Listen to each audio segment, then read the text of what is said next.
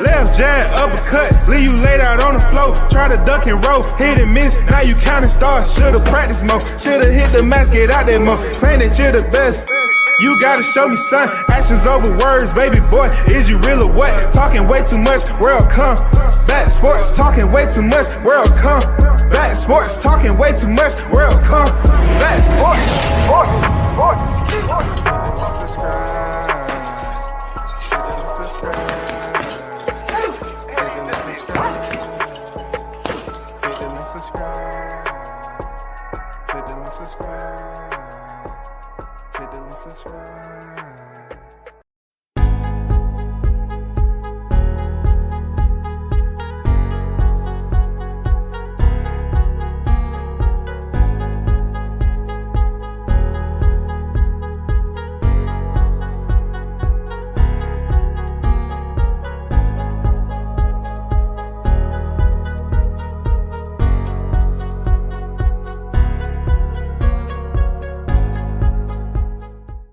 Oh, what's good?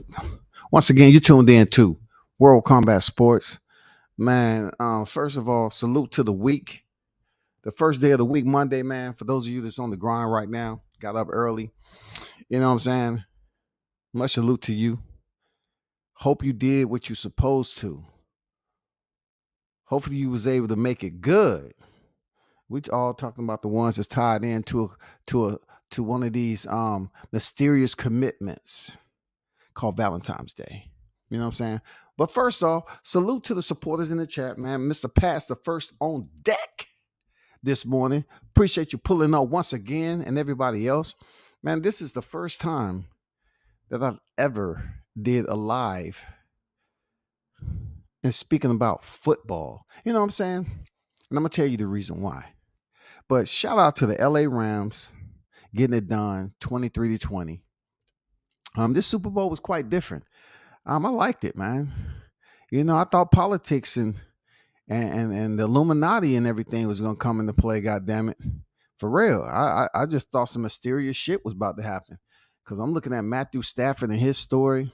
I remember looking at this cat with the Detroit Lions, and I'm saying, dang, man, this dude is just, I mean, he's just in a bad place right now. You know, he's talented as shit, but it's just not going to work. And then in the Super Bowl, this dude was like yellow laser, God damn it. His optics. Did you see the lines that he was throwing?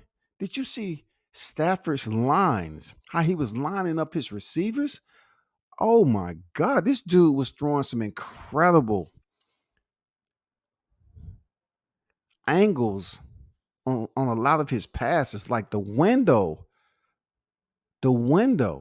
of error was very small. He had to make sure the speed was perfect and the timing was absolutely on point. And you know, I'm happy for a lot of people that was on that team. You know what I'm saying? More so my boy Odell, because I was looking for, you know, Beckham to show out. And he did. He ended up contributing to some touchdowns. You know, one, I believe, something like that. But he's injury prone. He reminded me of Derrick Rose to a point. You know, he keeps on injuring those knees, man. It may be the way he trained. I don't know, man. Like, it's incredible. You know, when he went out with a knee injury on a non-contact situation, I was like, what the hell, Beckham? God damn, I felt bad for him, dog.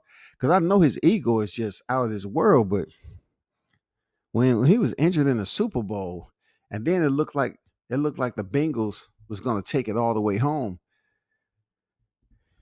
I don't know what I witnessed. It might have been because Ye was in the building.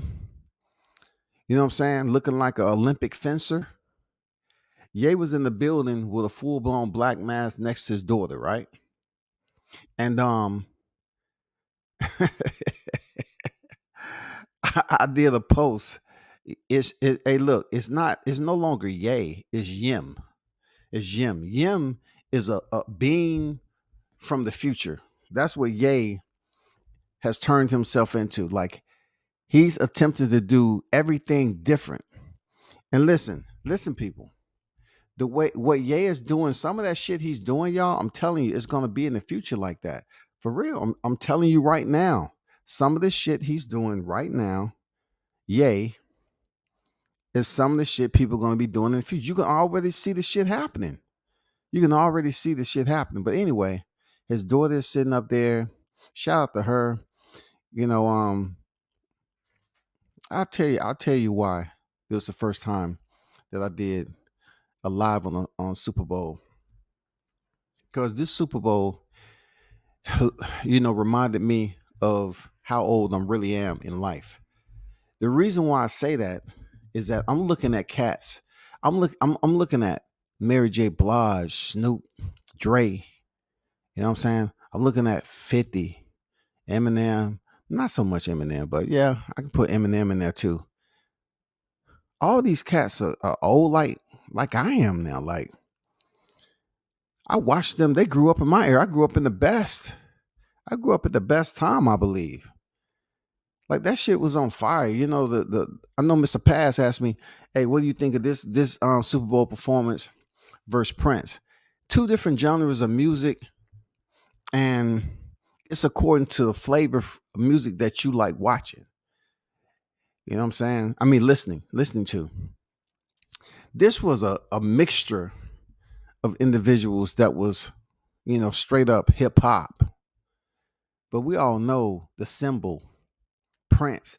He's a different dude when he's on stage. I don't know. I cannot compare this Super Bowl performance to the Prince. I can't because when he's on stage, when you see him perform, he's a different individual, y'all. Real different. D-Ray Promotions on deck. What it do, man? Andrew Charles on deck, man. What I liked about what I loved about this Super Bowl was the game was competitive.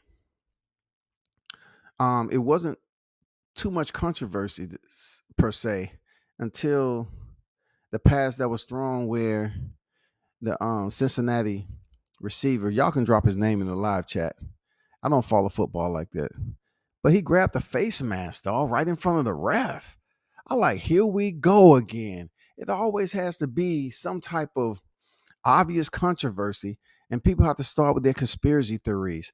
Oh boy, grab the fucking mask, dog.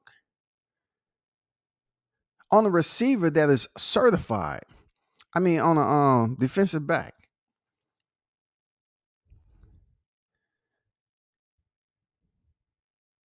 Dude grabbed the face mask.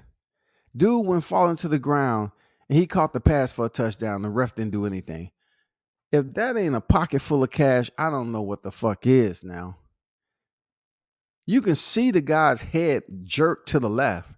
And obviously, he put his hand up there and it was an issue. It should have been a penalty.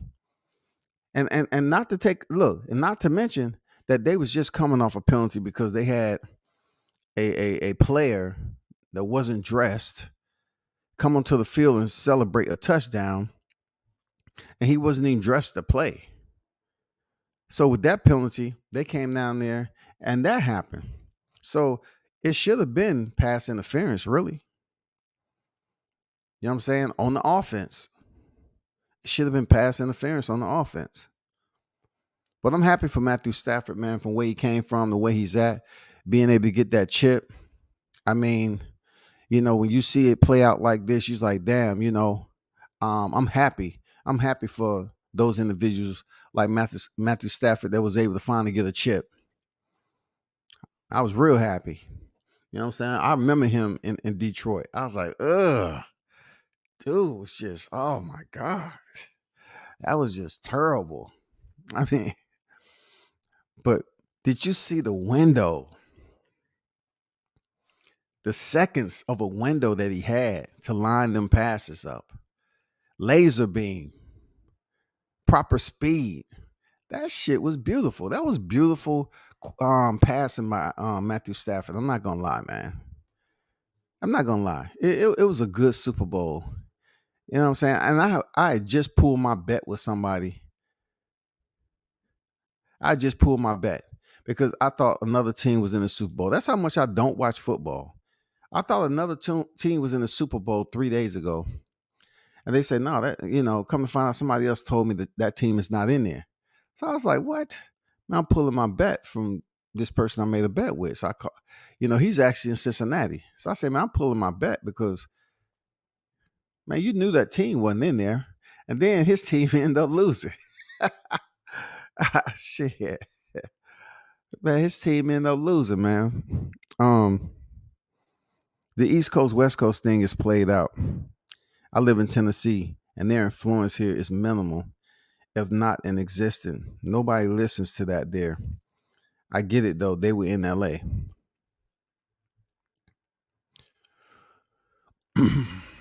That was going to be the next transition into why, I even chose to cover this Super Bowl, right? You're probably asking yourself, like, why does he have those individuals up there? I grew up, I was still young back then when 50 dropped that song. And to be serious with you, in a sober state of mind, people, when he was hanging from that ceiling, that shit looked funny as shit. Cause I remember the first time it came out, motherfucker was like, yeah, that's 50. Nigga was popping. 50 was popping back then, shouty. Like, God damn, I say, 50 was popping. He was in better shape. Dude. I don't know what I was looking at. When they show him hanging from the rafters, man, to me, that wasn't a good look at this age because you have the resources to get your ass back in shape for such an iconic moment. That was an iconic moment for 50 because the girls was going crazy and shit, right? The girls was going crazy about that shit. So at least he could have just got with the right people, say, hey, I need to get in this shape. I'm gonna be doing a Super Bowl show. I'm gonna get in this shape so I can do it the right way. You know what I'm saying? Do it the right way. He could have hung upside down with the shirt off, and people would have been like, dang, old boy still in shape. But it was just funny. It just looked like it's going through my mind that he might have been struggling to hang on or the rafters coming down. I know they had to brace that shit pretty good. He's well over 200. I say 50, probably like 230 pounds minimal. But it was funny seeing him hang up there. It was hilarious. And then I said, okay, I'm waiting on the dismount. I'm waiting on the dismount. You know what I'm saying? But overall, seeing my girl Mary J. Blige, man, I never get enough of Mary J. Blige. For real. Just the passion that she put in her music. I just never get enough of Mary J. Blige, man. And I like the song selection that she put out. I mean, I love listening to Mary J. Blige, man. I couldn't date her. She has too much going on with what she's experiencing in life. Too many industry cats done fucked her up. You know what I'm saying? But as far as seeing her perform, how she's been able to basically continue to evolve as she got older, still look good, still sound good, still put passion in a song. I love seeing her perform, man. Real talk. I love seeing it. Eminem, he was okay. Eminem fizzled to me. It's almost like Eminem, man. Wow, dude. When you first came out with that song, you was a banger, but I don't know what the crowd noise was like when he came out because it all sounds the same to us, the viewers. But I don't know, man. He didn't bring that spark. Dre and Snoop, of course, was the highlight to me. You know what I'm saying? Dre and Snoop have a classic. Snoop is one of the legends for sure. Both of them cats are one of the legends. Two of the legends in the game. And why I say Snoop is one of my favorite hip hop artists is because, like, his songs, man, it don't matter where it's played. When you was born, most people know who Snoop is, even in this era. You know what I'm saying? Even in this era, me and Snoop about the same age. So, how he's been able to transcend to this era right here, a tech era, and the music has absolutely changed, but Snoop's music still are in the ears of these young generation.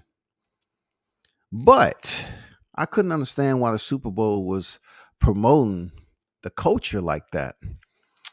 The gang culture on TV. I didn't get it, especially in a place where it's bad. A lot of shit go off. You just seen Crip Mac get DP'd by his people for something he did a while back. And then all of a sudden, Super Bowl, they come out and have a whole dance, crip walking and stuff like that. So that just goes to show you the influence on what's going on over there on the West Coast, bro. What's going on the West Coast is a whole different, I don't want to say vibe. It's a different type of energy that's out there in them streets, because you had everybody dressed up promoting that. I mean, dancers, they had to have like motherfucking 50 dancers out there. And then of course, Snoop Dogg wearing his colors. That was wild. What would have hit it off is Crip Mac walked out there in the background. People would have been like, the people that's over there, the West Coast would have known. You know what I'm saying? Because that video of him, talking about getting DP'd, a lot more people watch that shit than you think. And I know Crip Mac is just, a GM, and you know, whatever he's been through in his life. But I'm just saying, if Snoop, being that they from two different affiliations or whatever, if it would have even showed one speck of him on that stage, I mean, if they DP'd him for what he was doing and thought he was getting bigger, they'd be on a whole nother level of envy then, because that dude would have blew up if Snoop would have brought him out there and say, you know what, homie, come up here, let me put you in front of millions. Let me put you in front of millions. He wouldn't even be able to go to the hood. He wouldn't be able to go back to the hood, y'all. I've been cracking up with all the memes of Fat 50. Dog, they say he 100. Goddamn Michael Blackson say he now 50 is 100. That means he done put on 50 more pounds plus, goddamn it. I wonder how much Super Bowl tickets actually cost, man. I heard the cheap tickets was going for a grip. I don't know, man. I don't really get into football like that. I heard it was like sitting on 3 stacks easy for the minimal seats, for the seats that was up, way up. You know what I'm saying? Way up.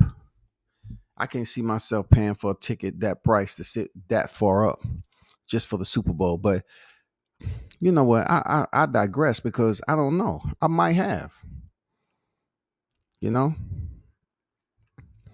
If an NFL player put a video of himself crip walking on their social media, they would probably get suspended. I know, Andrew. That's what I say, bro. They promote the shit out of gang affiliation. Didn't they? I mean, Crip from all around was in the streets. You can't tell me they wasn't. You can't tell me they wasn't, man. I was over in Cali for quite some time, you know, when I got out. And I had to put some youngins in college. I know how it is. The vibe is different over there, man. The behavior is different. They saw that shit what Snoop was doing. I know there's a lot of people that was in the streets. You can be a part of the blue, but that doesn't mean, you don't have your different sets and all that other stuff. It's outside my education. But I'm pretty sure they were celebrating, because it was blue. It was a lot of blue on that mug. All they seeing was people crip walking. So I don't know what the message was. I don't know what was going on. I don't know what the outfits was about. I don't know why they would put it out there like that, because you had so many kids that was at the game watching it. I don't know, bro. That was the only bad take of it. Just the message they were sending for the Crip or whatever, and the color blue.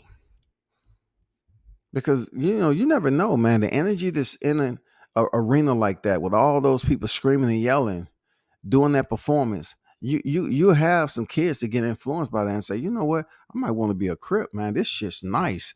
If they allowed these dudes, look, if they allowed Snoop They have to be explained. Somebody need to explain to these little kids like how much power Snoop actually has on the West Coast. So it was more so Snoop and Dre, but they allowed him to be able to pretty much promote his affiliation in front of millions, dog. It doesn't get any bigger than that. Like Snoop had the whole attire on, representing the rag in his attire. I mean, that shit was huge. You had I don't know how many dancers down there, crip walking. Like, sheesh. Yeah, I'm pretty sure some kids looked up at their parents. It's like, what are they doing? What dance is that? And then some of the parents probably like, I don't know, to be honest, but they knew. Some turned that, hey, what dance is that? Oh, that's a crip walk right there, man. You like it? You like it? All that kid need to hear. He go back home, put on the computer, crip walking. Oh shit, I want to be a part of this. Not knowing it's a deeper understanding that goes along with that whole scenario that played out on TV. Mr. Pass say, how much would you be willing to pay to watch Bud versus Arrow live? Um, I don't know, cause I'm gonna give you something that's as real as I can get it.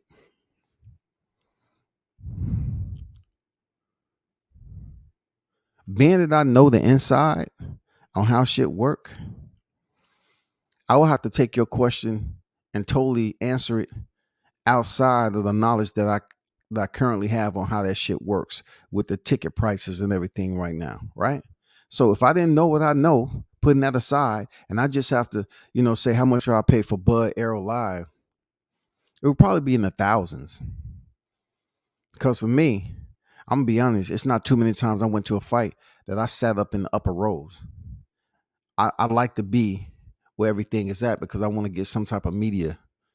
Now before I was in there like that, it was different, but I still really never sat up top. I like to kind of sit close to the floor or on the floor. So that's gonna run some money.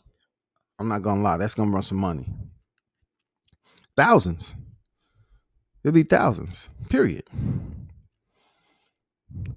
Snoop brought Death Row Records last week too. Absolutely. I know.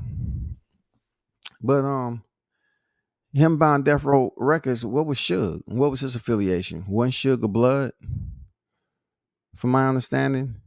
Or affiliated with the Blood? Because I heard he was never a gang member. But you can be a celebrity, or you can be some type of person that's um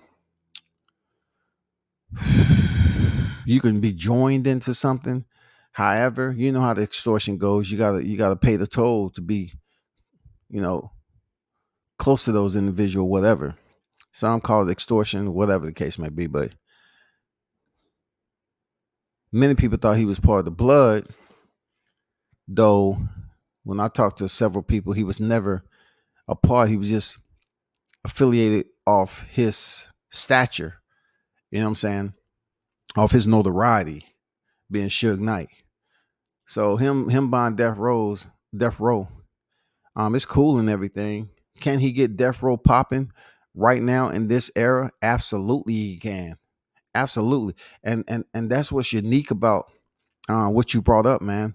Because it's amazing when people used to frown on Death Row when I was growing up, and all the controversy that was behind it, and they was talking about Suge was motherfucking slapping niggas, and it was just chaos over there. It was a very harsh environment. You know what I'm saying? You had to really think about what you was getting yourself into when you were signed to Death Row. And now Snoop in this era, he absolutely can bring Death Row to a whole nother level right now, because the people that knew Death Row when it initially started and what it all involved and the people that was a part of it has grown up, and we've went through another phase of hip hop since then, right? But Death Row was phased out, Suge locked up, a lot of those artists, man, no longer, on the air and shit like that. We had mumble rap and all this shit come up, a whole different style of rap, right?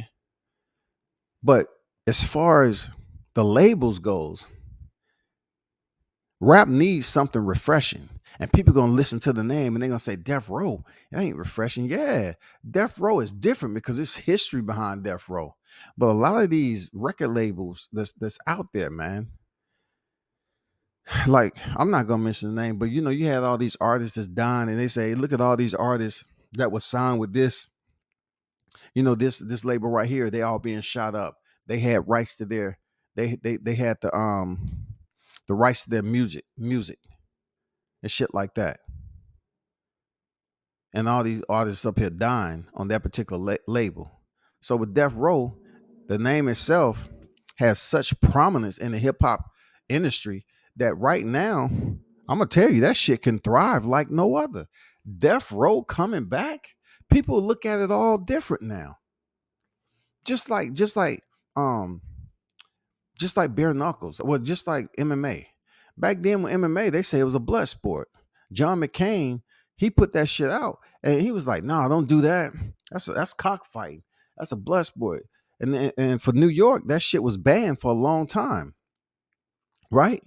So when Death Row was on the scene, all they knew was violence. It's violence going on behind the scene. It's people getting screwed out of money. It's this, it's that. It's bad business. But now in this environment that we're at currently in 22, I feel that the way people look at names in certain situations that was considered um very sensitive nature back then, now they've been desensitized, y'all. They all for the shit. They all about shit that goes viral. Sometimes the shit go viral. It's not the most healthiest damn video to put out there. But now with Death Row and the names that's attached to the history, to bring that shit back now, I don't know what Snoop's gonna do with it. But people be like, hell yeah. And now Death Row can make merch and everything else. And people like, man, I gotta get some merch with Death Row on it. You know who used to be signed to Death Row? That's what these kids gonna be saying. You know who was signed to Death Row back then? You know Snoop got Death Row? Oh shit. Man, it's crazy, man. I mean, this Super Bowl reminded me of where I'm at in life, man. I'm looking at these people. I was like, wow, man. I really had some birthdays, dog. If the NFL video put okay, how much would you be willing? Snoop brought Death Row Records last week. Snoop came a long way. It wasn't that long ago when America feared him. Now, like you said, he's loved and recognized worldwide. Exactly. Exactly. And when you look at the release of the Suge Knight name from Death Row, and now that Snoop has ownership of it, people definitely gonna look at it. Snoop was a survivor. You know what I'm saying? He was a pioneer, a trendsetter.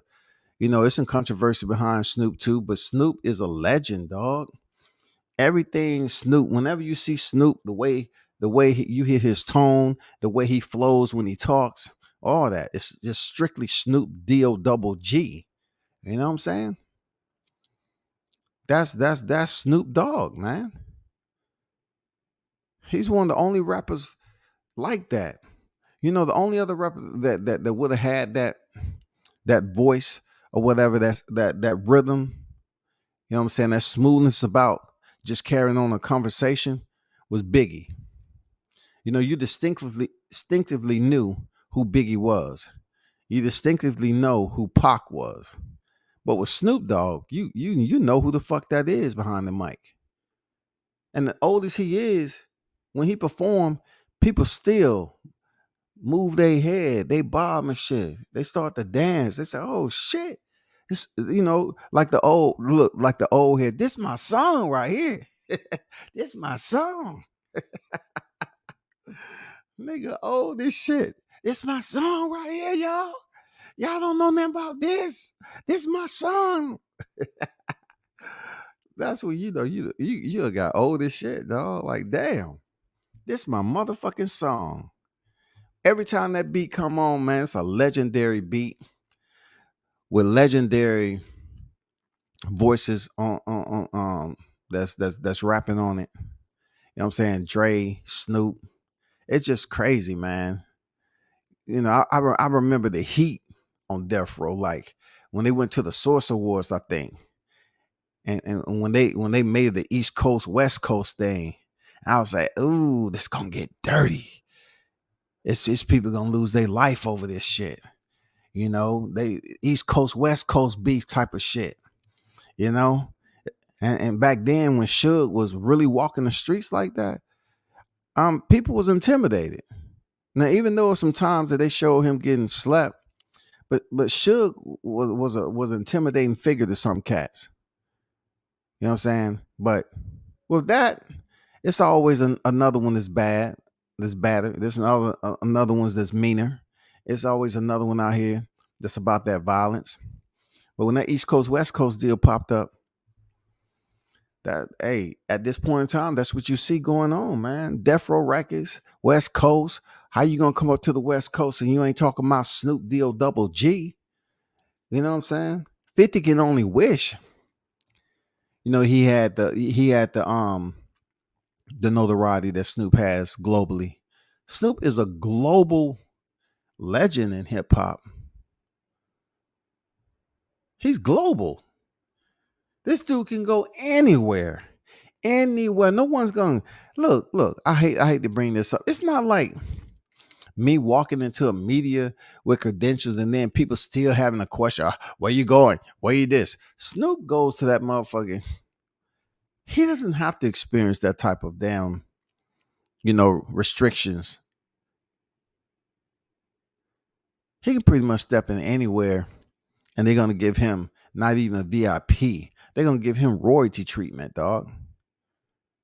He's get royalty. It's not VIP. VIP is when you're making it a little bit and you gotta buzz a little bit. That's VIP. Snoop has royalty.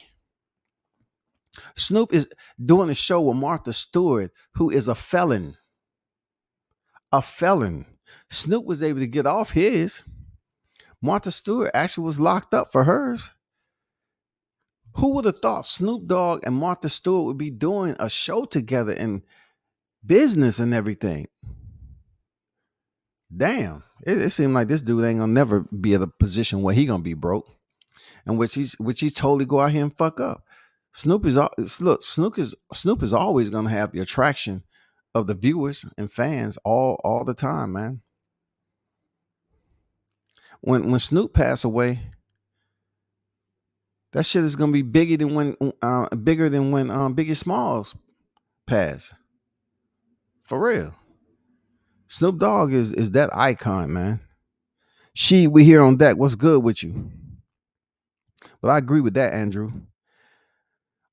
Too Short got the same vibe. But Too Short claimed Oakland though, bro. I'm not saying he don't have that vibe in West Coast. You see who was on stage though. Too Short wasn't on stage. You have to look at Too Short is that dude. Too Short is a hip hop legend too. But when you're talking about um him evolving with time, even though he's not on the air like he was back then, Snoop Dogg separates himself from Too Short. Real talk. Like you know, Too Short songs at one point in time they was criticizing him. Just like they was criticizing Snoop.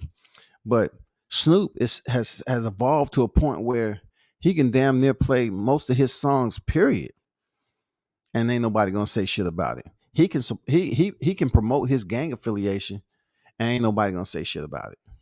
When have you ever seen another hip hop artist at what we just went through, like with him getting death row, and then Crip Mac getting DP'd? Who else can come on to the Super Bowl and do that shit?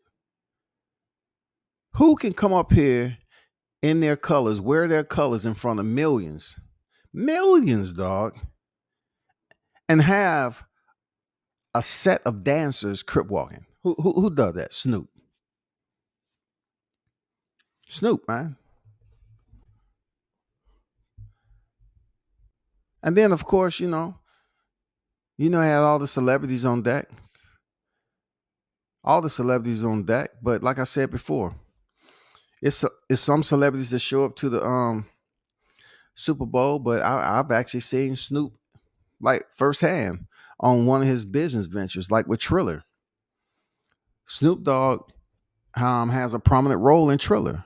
When he was down here at Mercedes Benz, Snoop was just driving around on the golf cart doing what he do. That's the first time I seen Snoop just doing regular shit.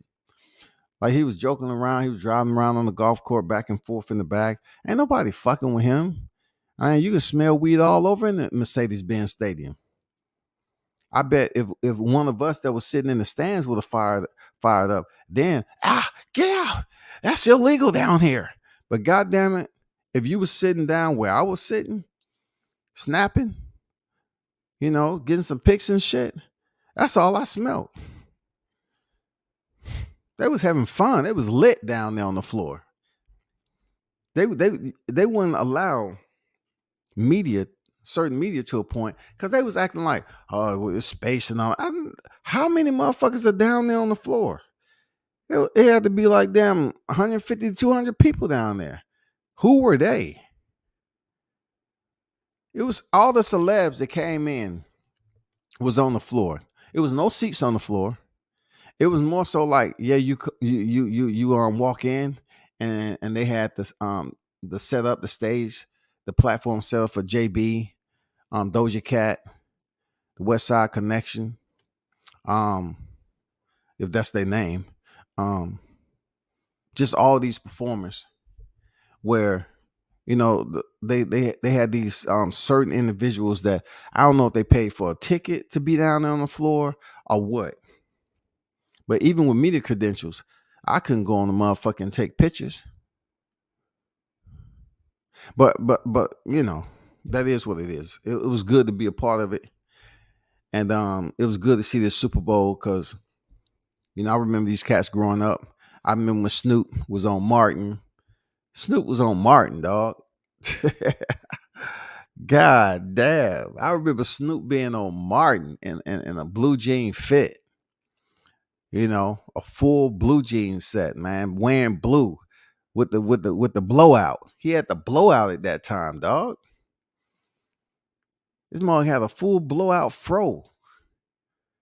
You know what I'm saying? On TV back then. That's just crazy, bro. Y'all better enjoy those younger years because, hey, it's going to come upon a time when you have a moment, as I call it. You're going to have a moment. Because when you're young, shit's moving fast. You don't have to be in a struggle for shit to be moving fast. But you go through your years, it can be family, it can be you raising kids, anything, right? But you're gonna have a moment where people may consider it an epiphany or whatever the case may be. And you're gonna think and you're gonna see something say, oh my God, I can't believe I'm that old. And some of you gonna have a nervous fucking breakdown. You're gonna say, oh my God, man, I can't believe I'm this fucking old. When I looked at the Super Bowl, I was like, oh shit, I'm old as fuck. Like, really, what did it? Like this is gonna freak you out, right? Where 50 was hanging from the motherfucking rafters, dog. I said, oh shit. I'm old as shit, nigga. Look at 50.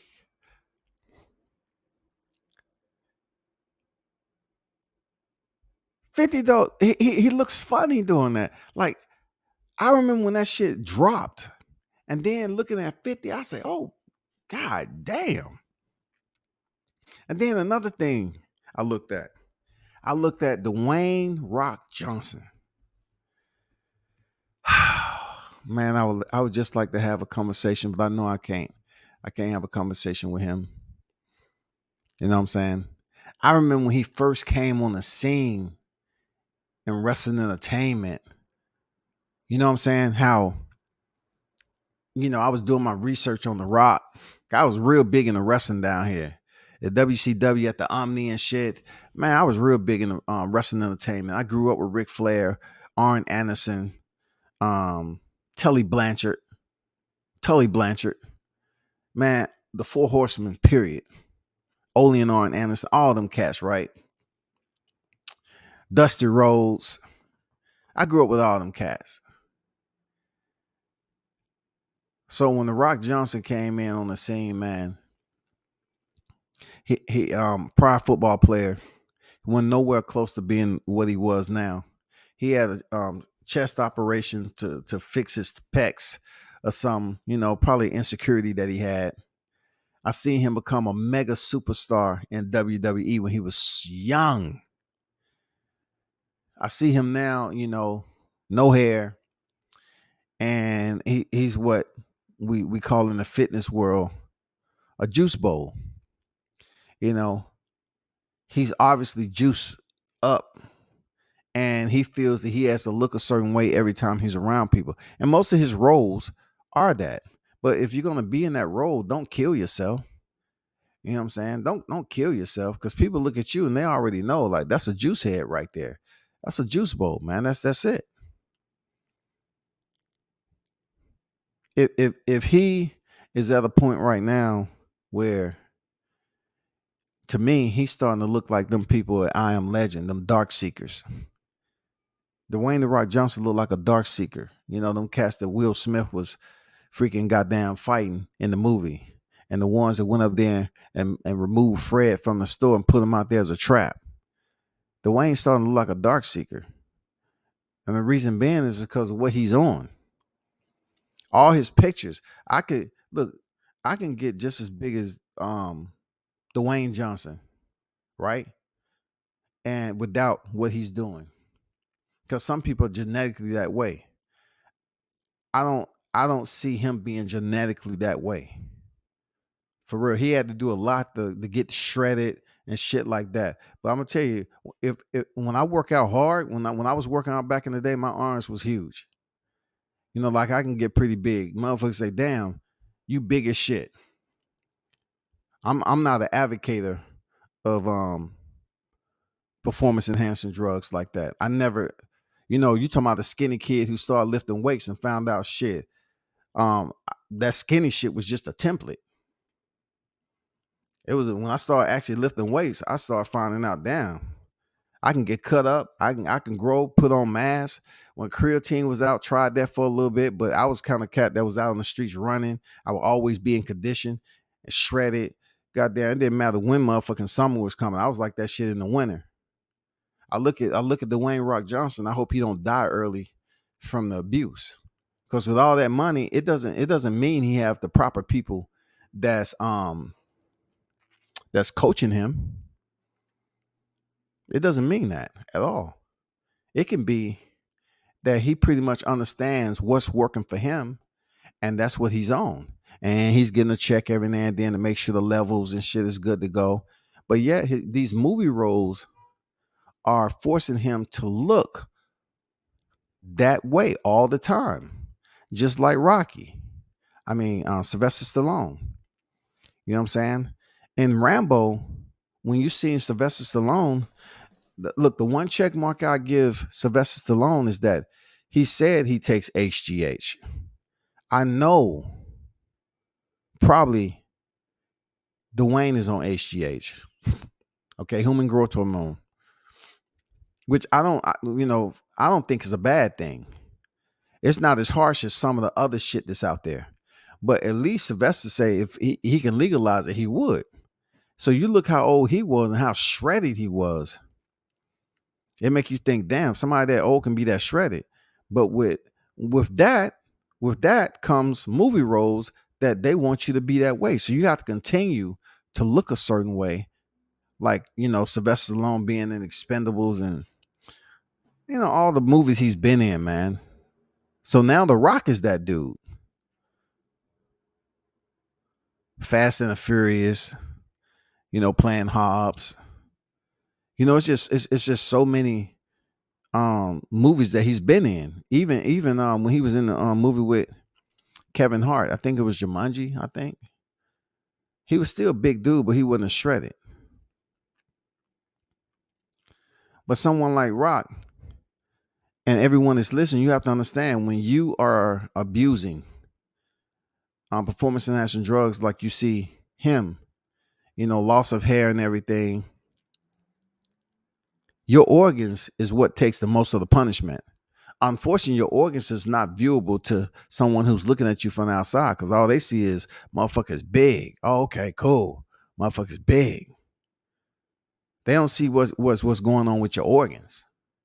And it ain't no keto cleanse. It ain't no motherfucking nothing, no cleanse or anything. Like you constantly juicing and juicing and juicing. Those organs get to a point where they're strained. Your heart is strained. You're lifting heavy weight. You constantly happen to keep this chemical going into your body, and you end up going through changes. So what remains permanent over time is your organs. That's why you see a lot of bodybuilders I grew up off of, they die early. Out of nowhere. They die. They have heart attacks. I'm not saying that's going to happen to The Rock. I'm just saying that he's a guy who cannot wake up unless he see himself in the mirror a certain way. And when he gets ready for a movie, he goes to the edge to look a certain way. So when he hits that big screen, people's like, damn, this motherfucker big. He has that jock mentality, The Rock. He's a talented individual, but how's he ever going to live? I mean, when he gets old, he's getting older now. Like when he gets older, he's going to have to let this shit go. And when he let that shit go, he's going to shrink. His body is going to absolutely shrink. So when I saw him out there at the Super Bowl, he looked a little funny with those, I don't know, with the colors and doing his WWE, his intro and shit like that, which was cool. I like Dwayne Johnson, but I do know he's a juice bowl. And when he get to a certain age, if he don't stop and accept the fact he's going to shrink, he's going to shrink and people are going to start looking at him like, damn, I remember when he was busting out of shit. And then he have to walk around where people's like, damn, man, you done lost weight. No, what they mean is, damn, man, you off the juice. Like I would look at Terry Crews for instance. Terry Crews, in my opinion, is a dude that may potentially or may potentially not. You can't really tell if he's on something or not. But his genetics for me, for my assumption, is somewhat what I will mirror mine to, because you could tell Terry Crews has very good genetics to work out and get a certain way. Rock, if you like I tell people all the time, if you remove the shirts and look at them, I could tell you side by side who's juice and who's not. Now, I'm not saying that Terry's all the way clean. I'm not saying that. He might be some, I don't know. But I don't think I know for a fact it's not on the level of Dwayne Rock Johnson. It's not. You'll see bubble, you'll see the belly, you know what I'm saying? You see the bloated belly. You can just check out the muscle bellies. You can check out the water retentions. There's a whole lot of things that you can check out on somebody. You can check out their nipples, all that, to see if they're abusing. But with Terry Crews, you can tell his genetics as a man in general is different than The Rock. If Terry Crews wanted to get as big as The Rock, he could, and he'll have a better physique than The Rock. That's real talk. Bruce goes boxing, jazz, and more on deck, man. Salute to you, Bruce. Yeah, it is. Oh, got to take insulin with HGH. And I've seen 40 years old who needs to take insulin.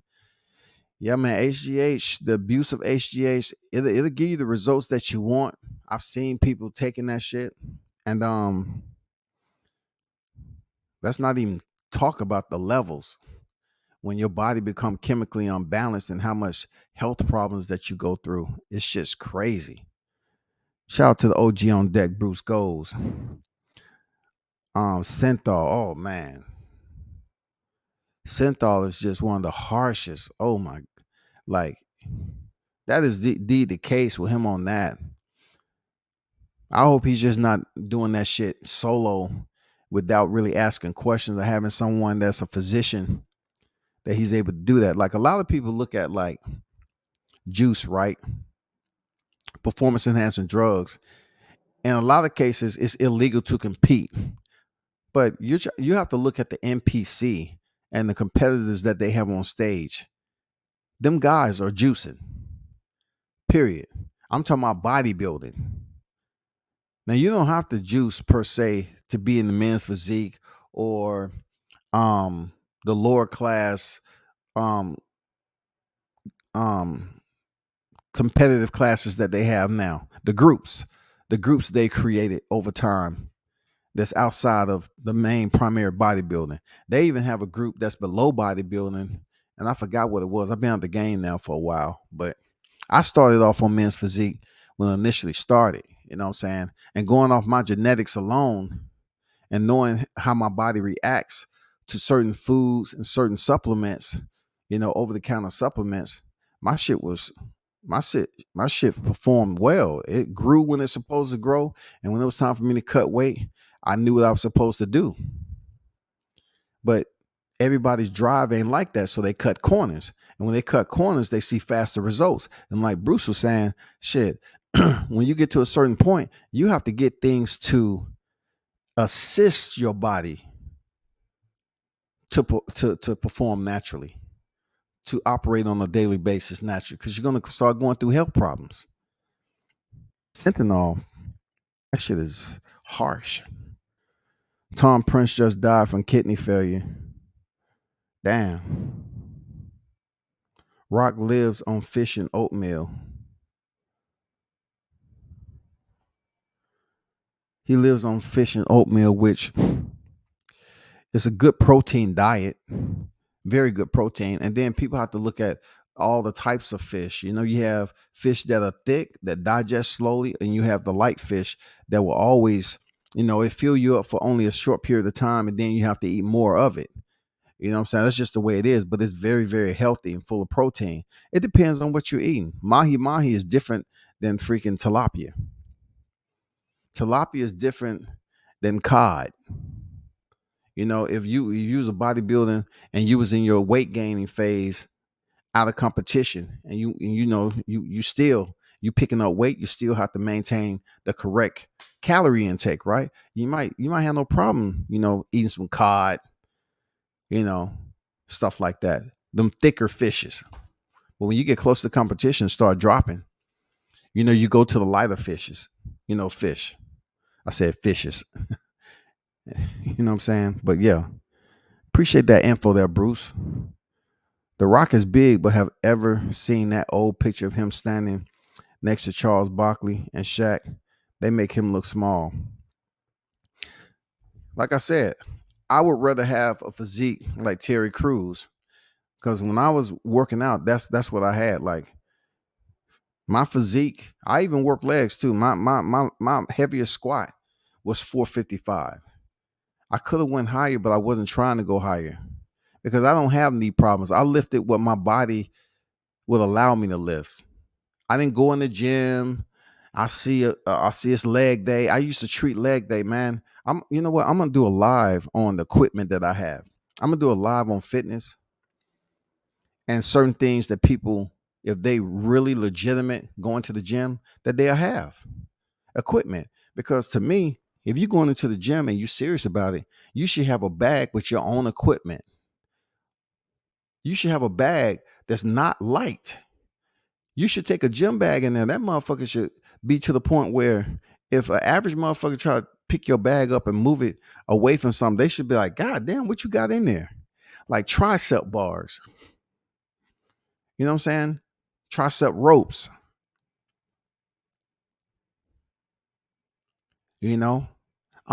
Back extension component, wherever you're using at the time. You should have your own grips. Those individual grips that you use on the cable machines, you should have your own, not community. You should have your own shit. And not to get too deep into it, you should always have your own weight belt. The weight belt that these power lifters use, the 3-ply. That shit lasts you a long time. It's solid and it's great. So when you over there doing leg day and you warming up, boom, always go through the routine, putting your belt on and working out. Now you see some people up there. Man, look, I used to see Marines over there getting up on the squat rack with no belt, right? And then I go there and put on my belt and I start my warm up. And they say, man, I could do that shit with no belt. I say, you're right. I just seen you do it.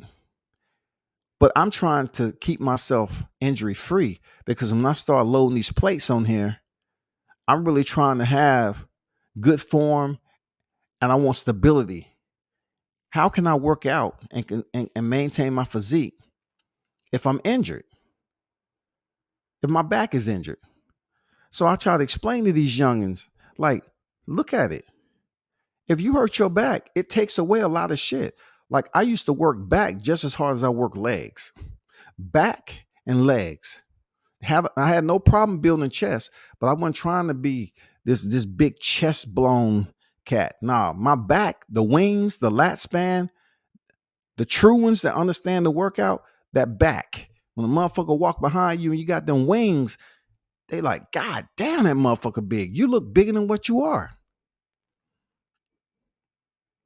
Back is everything. Back is the foundation to benching. Back, back, back. The back is a huge muscle, dog. That's when you see a bodybuilder turn around and they give you that back pose and you like, what the fuck am I watching? That's back, dog. It's nothing like a back pose. Nothing like having muscles in your back and wearing a fitted shirt and walking somewhere and the women be like, damn, that nigga, God damn. Just off your back alone, dog. Your arms, you can get them to grow. All right. Your chest, you can get it to grow. Your abs, believe it or not, man, all you have to do is continue to do repetition, and switch up different ab exercises. You can get them to grow along with diet. But your back will show you a puzzle, will show you a graph of how amazing your physical anatomy is when it comes to your back. It's just amazing. Punch Smother don't make no trouble in here. What Punch Smother? Oh, I'm not worried about Punch. Talking about the Rock is all natural.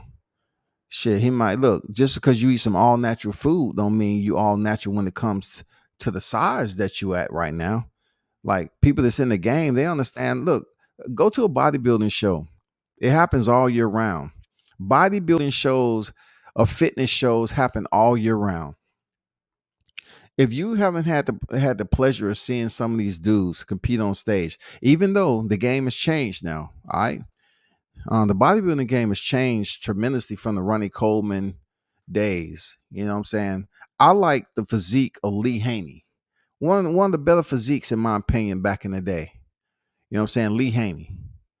It wasn't overboard. It didn't look like when you look at him, you say, I get a little cringe worthy. That's what I got when I saw Ronnie Coleman. I did. Even back then, when I saw him in person, when I used to see Ronnie Coleman come on deck, I was like, wow, the body can actually look like that. Like he looked like a balloon that was somewhat sculptured. Like if you see Ronnie and you see him with a sweatshirt on, and let's just say he's out of competition, but he's getting ready. It looked like he has a belly. I mean, these bodybuilders look bloated. Their belly is big. That's from all the drug use. But they huge. They can only wear certain clothes all year round because nothing else fits them.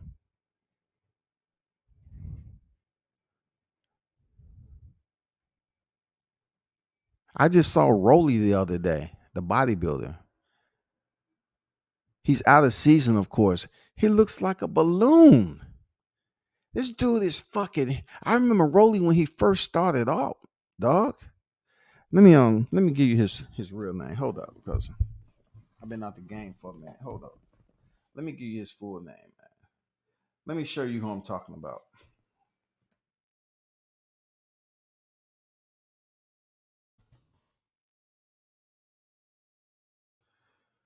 Let me show you this picture right quick.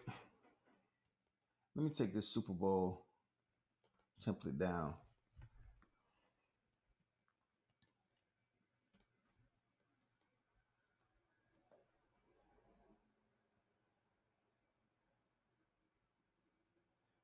Let me show you the right picture.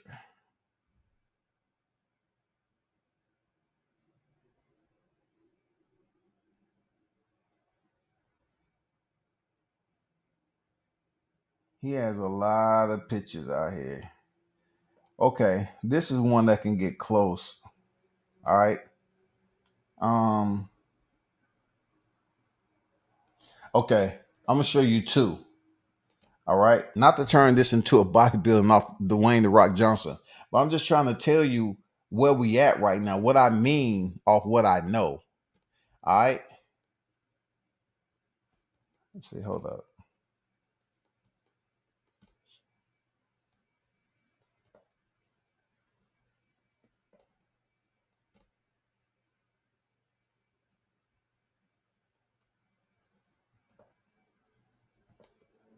Let me see if this is a picture. All these. Let me see. Can I save this gift? And I'm trying to upload it. So I have one here. Just be patient with me.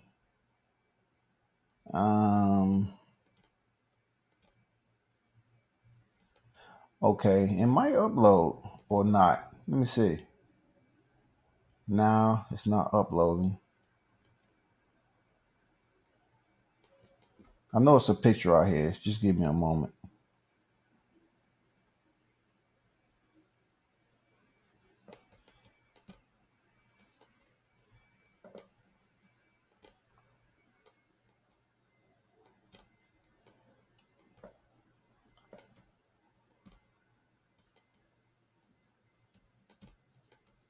I was able to, not the picture that I want, you know what I'm saying? But I'm gonna show you how different it looks when they're in competition and out of competition. This is Rolly Winkler. This is Rolly Winkler out of competition. You see how round his abdominal belly is? This is not anything to certain people that looks somewhat phenomenal. But when you see him in person, you're like, damn, that motherfucker big, like huge. But this picture, you just looking at it, and you know, when I look at Dwayne Rock Johnson, if you look at him with no shirt on, sometimes he ain't flexing. His belly probably looks like this. You know, you have bloat in the belly, and obviously, Rolly, he's in between competition. But this is him when he's getting close to competition. This is what I'm saying about the amazing structuring of the back. The back is just an I'm talking about. It's not a word to describe how you can get your back. Look at the muscles that's attached to your body. Everybody in the in they right frame of mind, if they commit themselves to weightlifting or something. I'm not saying you're going to get like this, but this what can become of working your back. It doesn't even look human. That shit looks on a whole nother level. That's Rolly Winkler right there. That's him getting close to the competition, though. It's just incredible, bro. And people have to understand, you know, a lot of cats on here doesn't really put forth the effort to understand fitness on this level. So they'll try to pretty much look at what I'm showing you and come up with some remarks on why you showing another man. Oh, that's okay, because my education is something I've been through. You know, I've been through competing on a big stage. I've been there. You know what I'm saying? I competed in Vegas. I competed in Vegas on the big stage. I can tell you, I went up to Vegas and competed. I had the best physique on stage by myself. You know what I'm saying? because I knew I took my food and everything. I told that story before. Check this out though. Look at this.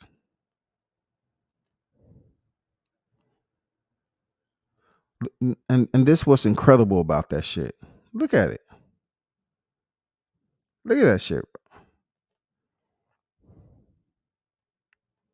And this what's incredible about that. Look at that.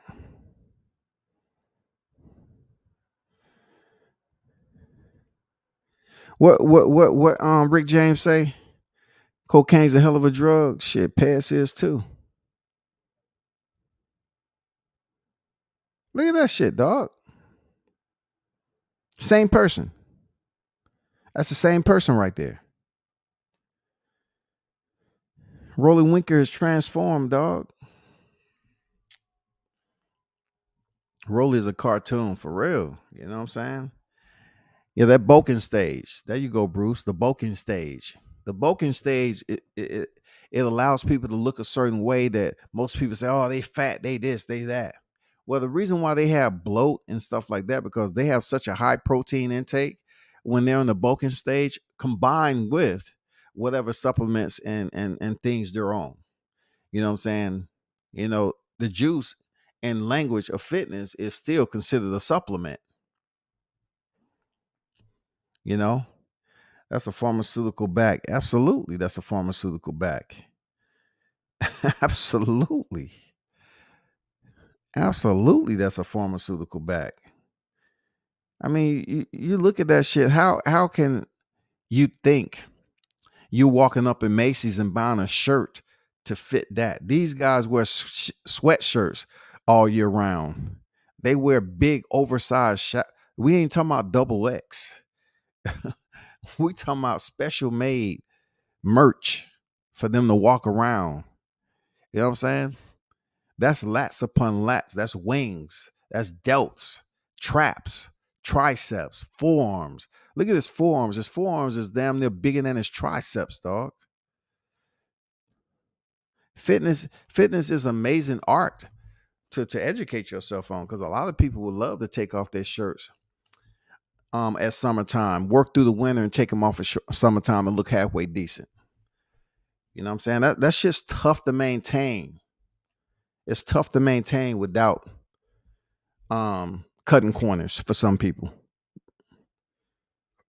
because they want to have that dry look to them when they step to the beach. Look, I can tell you right now, in California, a place that's all year round, you have individuals, right, that's spending house notes. Seriously, you know how you have women who are spending car notes and house notes on hair a month, hair, makeup, and all that. Over in California, you have women who spend money on personal trainers. You have women who spend money on meal preps and buying meat and shit. And not only that, they're competing, getting their body a certain way. And that's their lifestyle all year round in California because it's hot. So once they're not competing, they maintain that. They basically do not celebrity appearance, but guest appearances. You get paid for that. You go to these beach parties. You want to look the best out there. Same with the fellas. When I was over there, I definitely wanted to be dry to a certain point. I knew how to dry out and look cut and shredded, because I know I had a beach party coming up, or I was going to be in the company of certain individuals. So you always wanted to look a certain way. Like, this is a perfect example. What that picture at? Let me see if I took that shit down already. This is a perfect example. Check this out. Because I used to go through a process where I definitely had to look. I wanted, where was it? This is a picture I haven't showed nobody. Let me see. Where is it? Where is it? Damn, I can't believe I took that shit down, dog.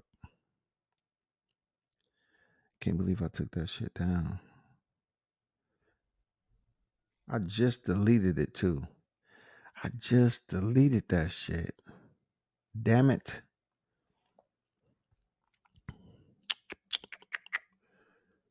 I just deleted it. I sure did. And to be honest with you, I don't even know where to find it. but I don't think I only put it up here probably once, way back in the day.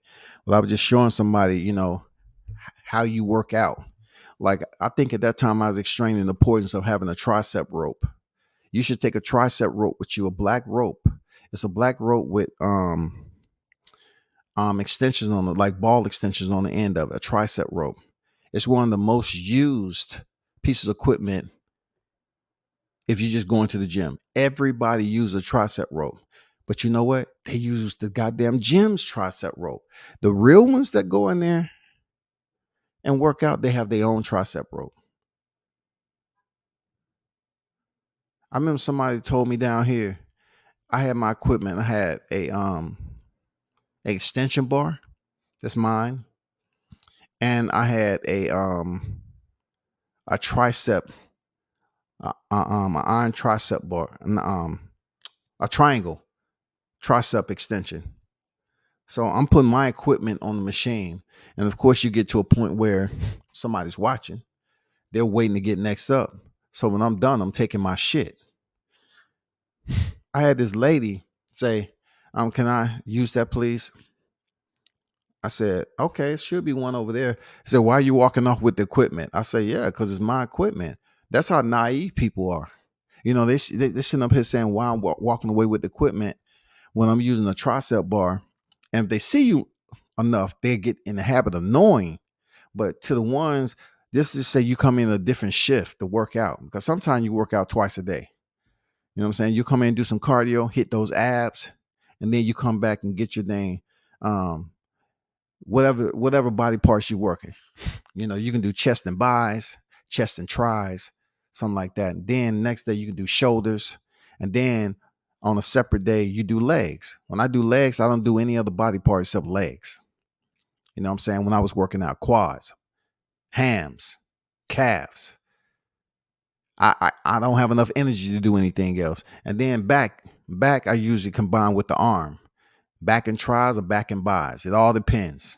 And people, look, hey, if I keep talking about it, I'm gonna go deeper and deeper into it because it's education off experience. EOE, education off experience.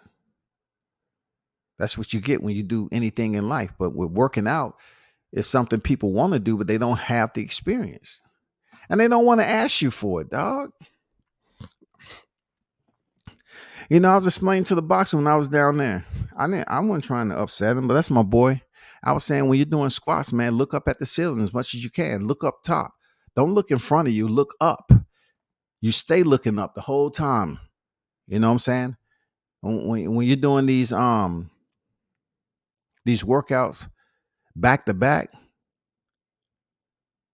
you want to continue to breathe. The breathing was good for him, but he was looking down and looking up. I said, when you're doing squat, you have that bar on your back of your deltoids. You don't have it on your neck. It'll pinch your nerve.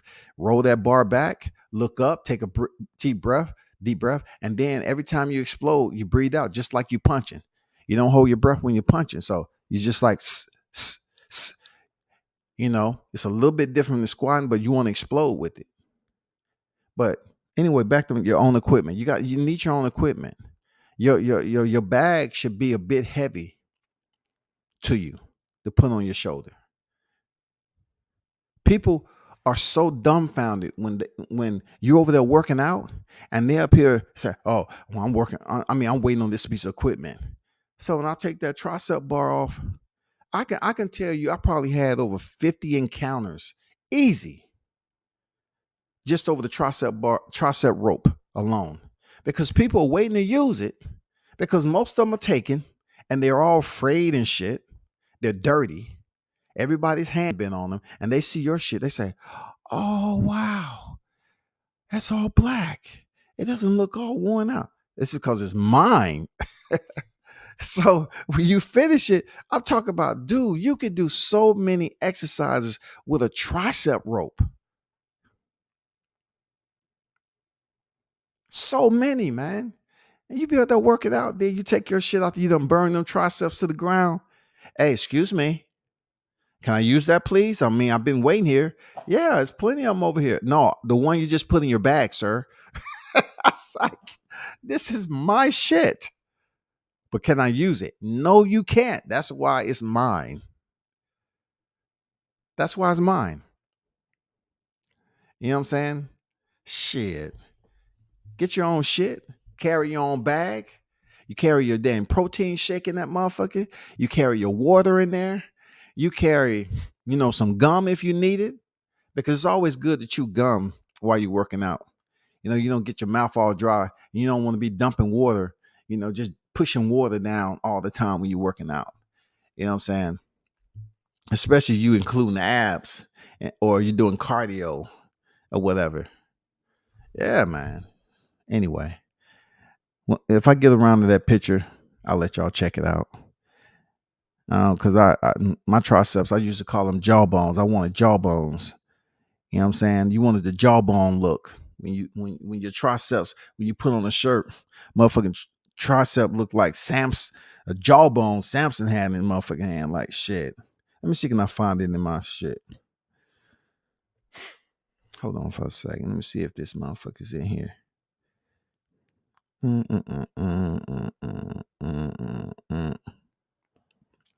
Man, hit the like button. It's just this live right here is just. I was gonna talk about the Super Bowl. Wasn't too much orientating on boxing. I do plan on getting to a couple of boxing topics, but it's only going on 11:30, so I'm straight, man. I'm straight. Let me see what my picture's at. Did I download it? Did I download it?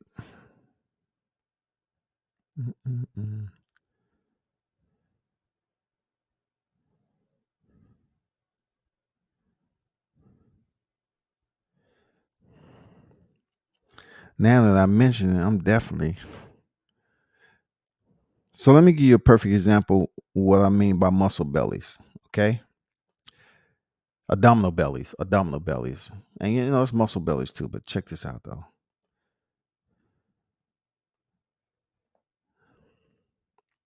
I guarantee you the Rock's abdominal don't look like mine. I guarantee you that. I promise you that. Mine in the picture, of course. I have to clarify that shit. Because brother old right there, shit, if I had to get back in shape, cool. I get back into that type of shape. But not right now, shawty, for real. Check this out. This is when I was in my 40s now. This is when I was in my 40s, not too long ago.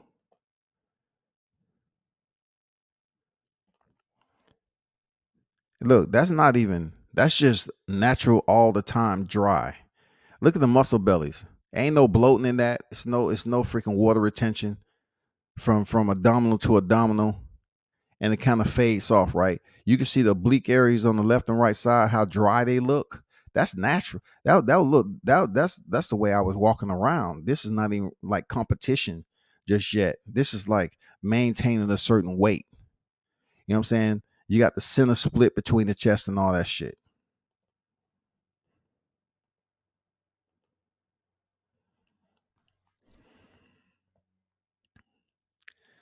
You gain 50 pounds off season, you lose 40 and hope to tan a muscle.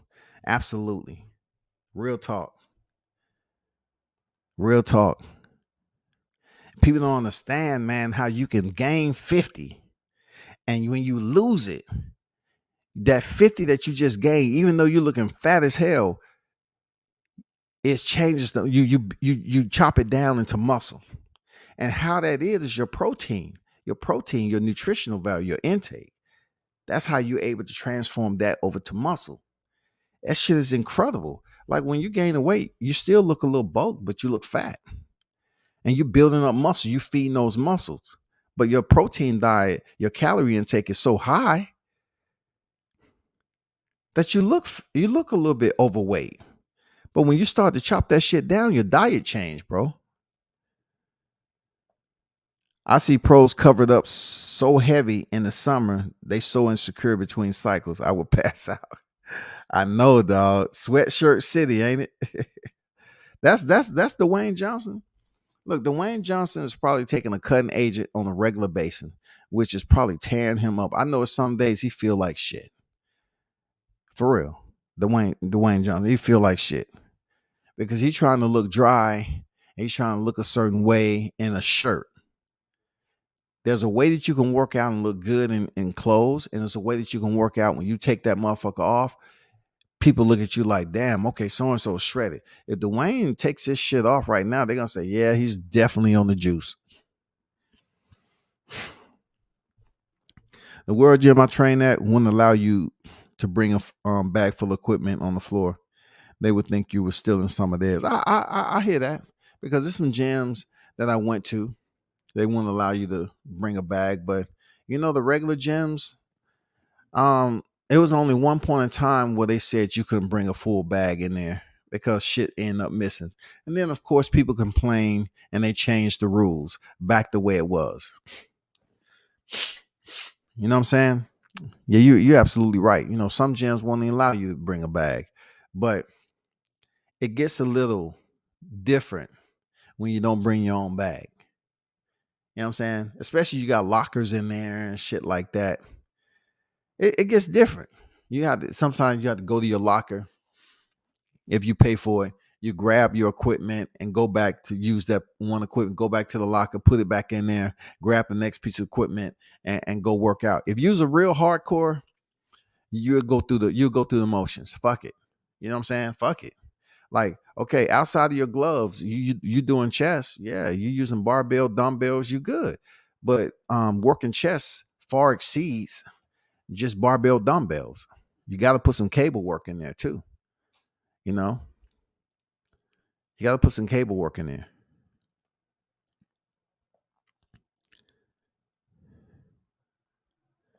Punch, why are you tripping?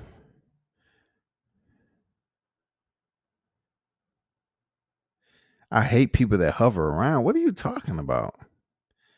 You hate people that hover around.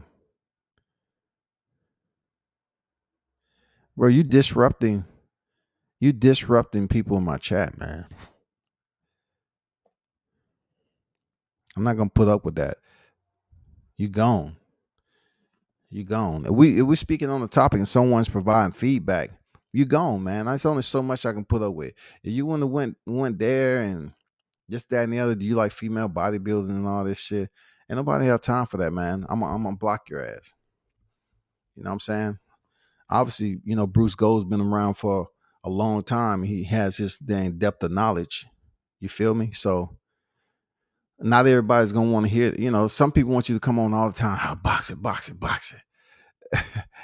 Sometimes it's good to split this shit up. Like I said, this is the first time I ever did a live on a partial Super Bowl take. I'm not gonna spend forever on it because I don't follow the sport like that. Real talk, I don't. Man, big shout out to my man Showtime Shaw and the building. Shout out to my man doing it. You know what I'm saying? Y'all definitely go check. And when you come on deck there at Showtime, man, drop your link in the chat, bro, so they can go follow your channel. You know what I'm saying? The man's doing big things. Whenever you pull up on this block, man, drop your link to where they can follow you in the channel, man. You don't even have to ask that shit, dog. Drop your link in the channel, man. I mean, in the live chat. No punch means in the gym. Okay, if you say he a good dude, bro, I will unblock him. I trust you. You say he a good dude, I will unblock him.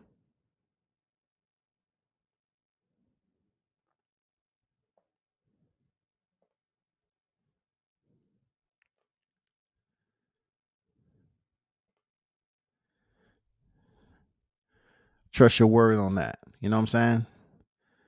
So, sometimes you using, I don't know. I don't know the dude. But a punch, I unblock you, bro. On the strength of freaking Bruce.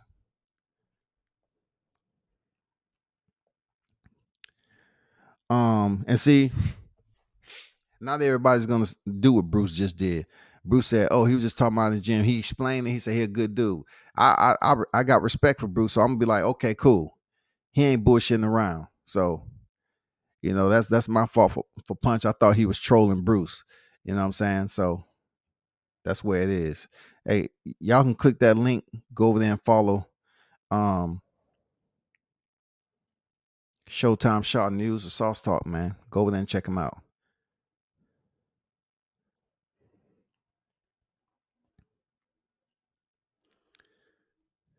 But yeah, that's pretty much. I was just, went off a little bit on Dwayne Rock Johnson on the whole process on how he looks, the way his head looks. You know what I'm saying? Because, you know, performance enhancing drugs does increase bone structure to a point. It does.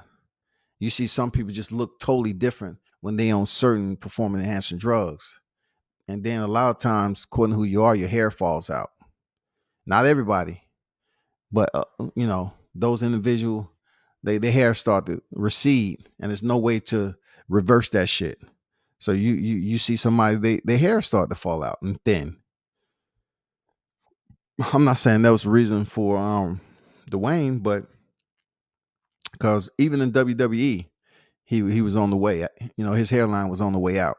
So, but if you ask me, me walking around in the summertime, him walking around, yeah, he might be bigger than me when I was at that point to walk around like that, but he wouldn't be more shredded and dry. You know what I'm saying? He wouldn't have that dry look. He would have that more so big, bulky look. It would be muscularity to it, but it wouldn't be striations. You couldn't see striations like that. It'd be more of a smooth look. You know what I'm saying? A smooth, bulky look. And then if he was cutting, it still looks a little bloated. You know what I'm saying? Because believe it or not, man, the truth of the matter is one telltale sign is that when you see a six pack, you have to train your body to get and touch the squeeze your abdominal region like that. You just don't walk around like that. When people behind closed doors, they relax their abdominals. It's not like that. Now, I'm not saying you can't see abs. I'm saying, but when you really walk around, you blow out and you get used to squeezing, it really looks like you have that six pack effect. Like people's like, damn, motherfucker shredded. But we so used to holding our abdominals like that. Blow. On stage, you turn, you pose, you exhale, you blow all the air out, squeeze, squeeze, squeeze, smile, smile, smile. Next pose. Anyway, man, next topic, dog. Next topic. Hey, yeah, make sure you check out my man Showtime Shaw News, man. Click his link or what have you. Back to boxing, man. I can go there forever, but just in case you missed it, um, hold up. Just in case you missed it, this is the same person. Just in case you missed it, that's the same person. Rolly when he was a youth to where he is now, same person. You just don't have to sit up here and grow. Think you got to be grown with muscles. People that are grown with muscles are genetically advanced at a younger age. So when they actually start to work out, they're going to be able to put on muscle and look good. They're going to be able to, reach certain goals physique wise quicker than most people. Their muscle development is going to be a whole lot better than certain people. Yeah.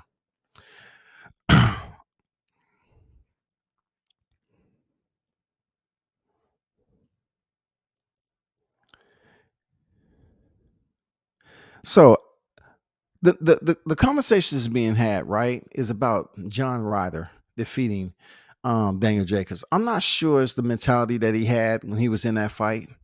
It just showed me typical Daniel Jacobs. I don't know if he loses focus or he get into a funk where he's winning something and he just is going through the motions. It's a lot of things when you're talking about a boxer getting punched in the head. I don't know what it was. I just felt like the success that he had early on in the fight, he could have extended that throughout by just simply boxing.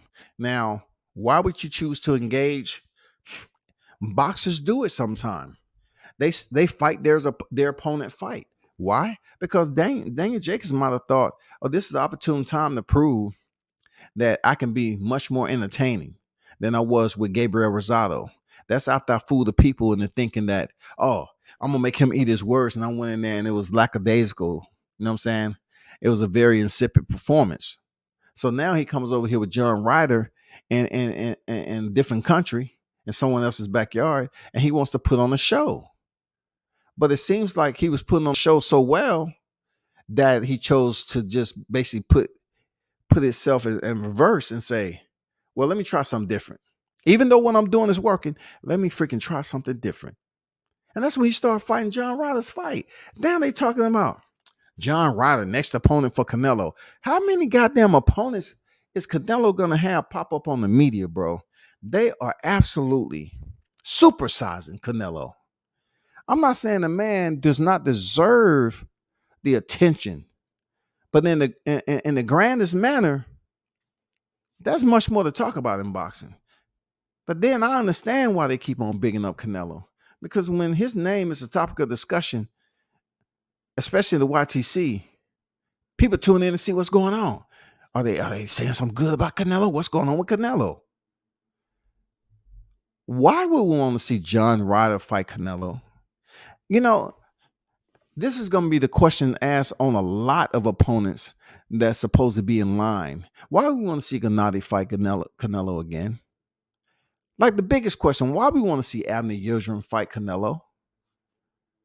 We knew why he was fighting Billy Joe Saunders and Caleb Plant, because in order for him to pick up the last two remaining straps at the super middleweight division, he had to see those guys.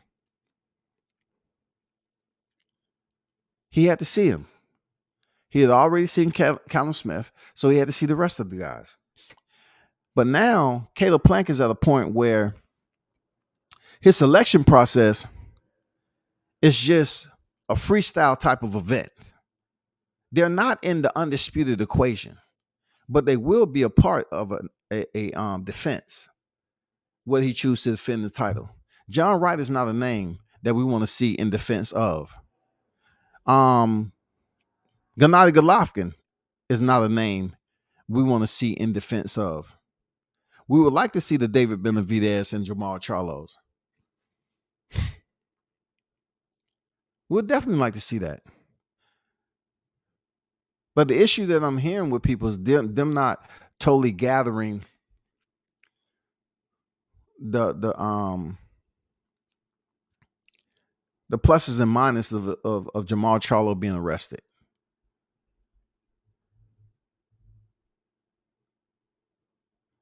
Let me articulate this as possible as I possibly. Let me articulate this the best as I can, and the less, I would say, in minimal troubleshooting, brainstorming, methods that I could put out there. Boxing, in a sense, will never ever be a sport of sanctification. You know what I'm saying? Though there are individuals that are deep in religion and they have their faith in their most high, right? Boxing allow individuals from all walks of life with blemished past to compete in the sport. Boxing is full of grimy individuals that compete in a violent, brutal sport, right? That's just what it is. So when you see Jamal Charlo getting arrested, why would you fix your mouth to think that it's not good to step in the ring with Canelo? Like, are you crazy? Like, this is where it becomes a problem for a lot of people. They don't want to separate the favoritism and bias from what they're actually supporting in life. You are absolutely supporting a sport of boxing that has individuals that are criminals competing in it. A lot of these guys have criminal past. On the lower level, you see guys get out of jail and they can get a boxing license. They're not asking you to fill out this damn lie detector test form so they can test you on a lie detector, because lie detectors cost money. They're not taking you through the extreme on drug testing. If you come in and see if you have weed and marijuana in your system, they're not testing you for all that shit.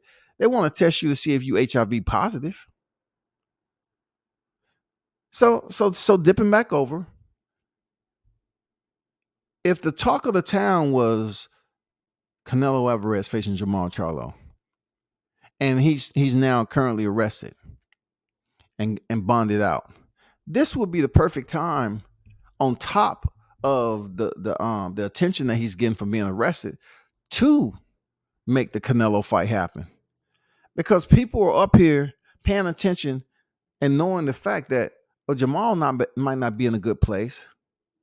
So you take all that attention, negative attention and publicity, and you bring it to Canelo. Now it's bad, you have a black fighter, and he's getting that attention from being arrested, and then you have Canelo, which primarily the only attention he's been a part of, him testing positive, right? You take them and combine together, it makes for good publicity, good free promo, because you have another situation of a fighter that's in trouble. This is nothing new, okay? All we doing is refreshing the cue of what transpires in boxing all the time. Fighters are getting in trouble. Full contact sports have athletes who are taking punishment to the head. They constantly get in trouble. So that's exactly what we're witnessing again. Plenty of fighters. They talk about the Sergey Kovalev and Jamal Charlo situation. It is absolutely fact.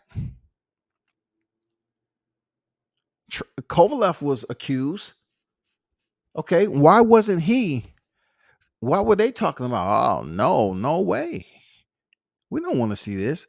This sport is not based off morals and principles, God damn it. Like, you have some individuals up here with plenty of shit attached to them. They have a sheet. They got paperwork. But Kovalev, when he did his shit, that's what you call grimy. That's what you call a malefactor, a malevolent individual. Kovalev, but that didn't stop him from stepping in there with Canelo, huh? So how all of a sudden, if you have Jamal Charlo getting, incarcerated, temporary, getting locked up, arrested from a situation that happened last year, why would it affect his fight with Canelo Alvarez? Why would I read articles out here that say, we don't know, this fight ever going to happen right now? Charlo may have blown it. He may have blown his opportunity. How the fuck he's gonna blow anything, dog? Like this. This is not something that's you got to walk on eggshells in boxing to get a big fight. This is good promo. This is good publicity. It may not be healthy publicity, but it's absolutely a contributor outside of the promotions for people to tune in and say, damn, I want to know what Charlo's showing up to the ring. This, that, and the other, blah, blah, blah. Let's make this happen. Take the Rolly situation.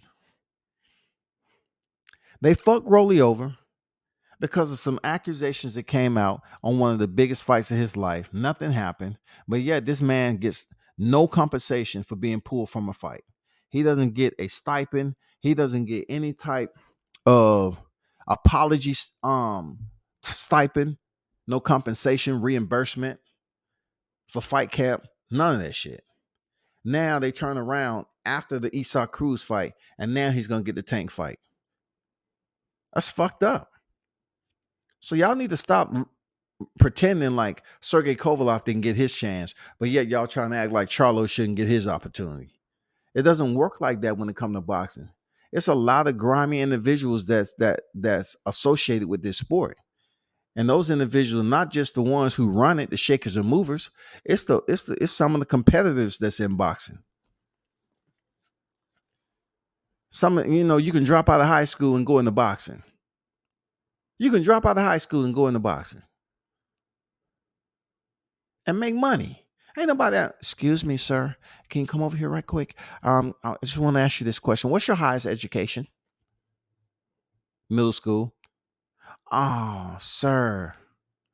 Well, unfortunately, I'm sorry to inform you that you won't be able to compete in this sport. until you can get your GED. Okay, until you can get your GED, we need fully functional, educated fighters in it. That's not the conversation. It's fighters who drop out of high school to start boxing all the time. It's fighters who are homeschooled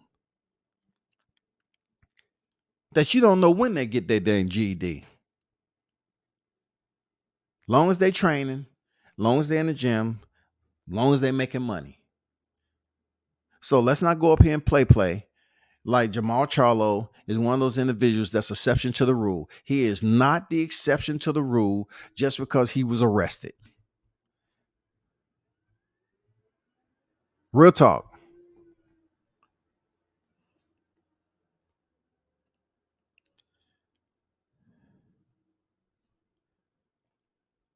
Say being on the cycle clogs up receptors with that clogs up hair follicles and cause premature baldness. Appreciate that info, man. Appreciate that info, Bruce. Free Hoover on deck, man. I see you. Salute to you, bro. Facts. No one asking to see Ryder versus Canelo. I wouldn't be surprised if Ryder gets the call from Reynoso. I wouldn't be surprised. Because to me, that's a very, very easy fight. That is a very simple fight. It might not be, of course. Let me check this out. I'm about to say something, Hoover, that you ain't never heard before now. Even though this not the fight we want to see. It might be the fight they make because it's easy. It may not be the fight we want to see, but the one they can make because it's easy. John Ryder's an easy touch for Canelo. Easy. Gennady Golovkin, the Trilly, no. We want to see you in there with the young dogs too. We want to see you in there with people around your age group. That age group, Mal Charlo. Now, you want to go younger, you can go David Benavidez. I know he about to step in there with David Lemieux, right? I definitely don't want to see that fight, but I'll watch it just because. Andrew says Saunders was dropping videos on how to beat a woman, and it didn't stop him from winning the Canelo sweepstakes with a dirtbag. Absolutely, man. So how they gonna come up? Look, Andrew and everybody else in the chat. How are they gonna come up here and make a big deal out of Charlo getting arrested just because it's domestic?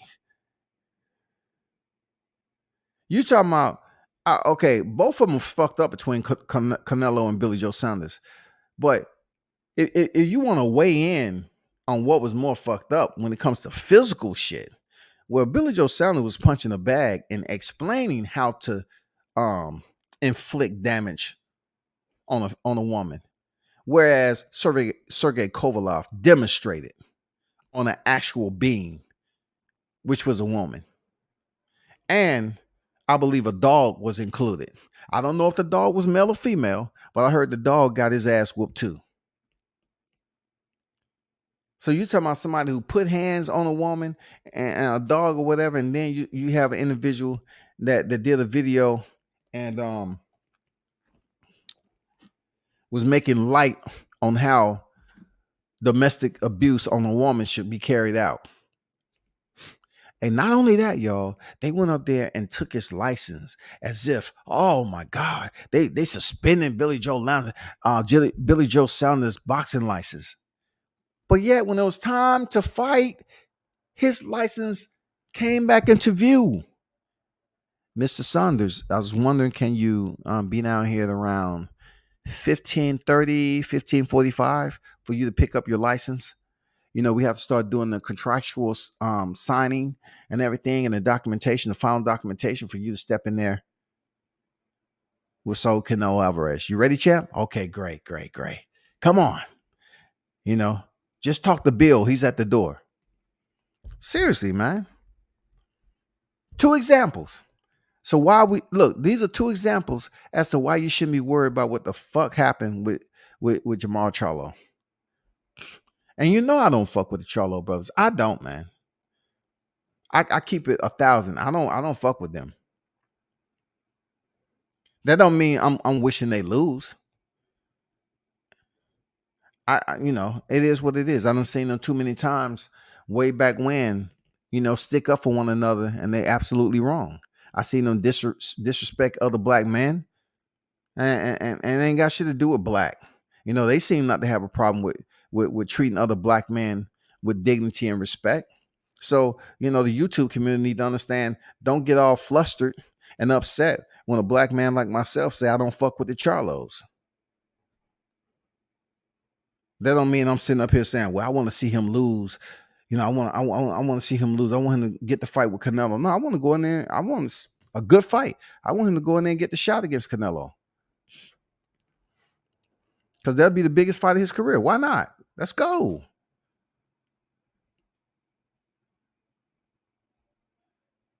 You want to G with a big boy? Get the fight. Just like his brother, stepping in there with Castano. I'm not wishing ill will and that he lose on there. I still don't fuck with him though. But I'm not wishing he go in there and lose against Brian Castano. Because skills pay the bills, and you want to run your mouth and take shots, then guess what? Your skills better pay the bills, and you better not look vulnerable like you did in the first fight, Jamel. And then Jamal, you got to step up against one of them big dogs at 68 and have enough confidence to move up. But everybody, just let this shit go with thinking we're in a sport where you have to go to a Bible camp during the summer and renew your membership. You know what I'm saying? You got to go down to the local pond and get baptized. That's not what we're doing, shawty. We're not going through a cleansing revival every year as an annual requirement to compete in the sport of boxing. That's not what we're doing.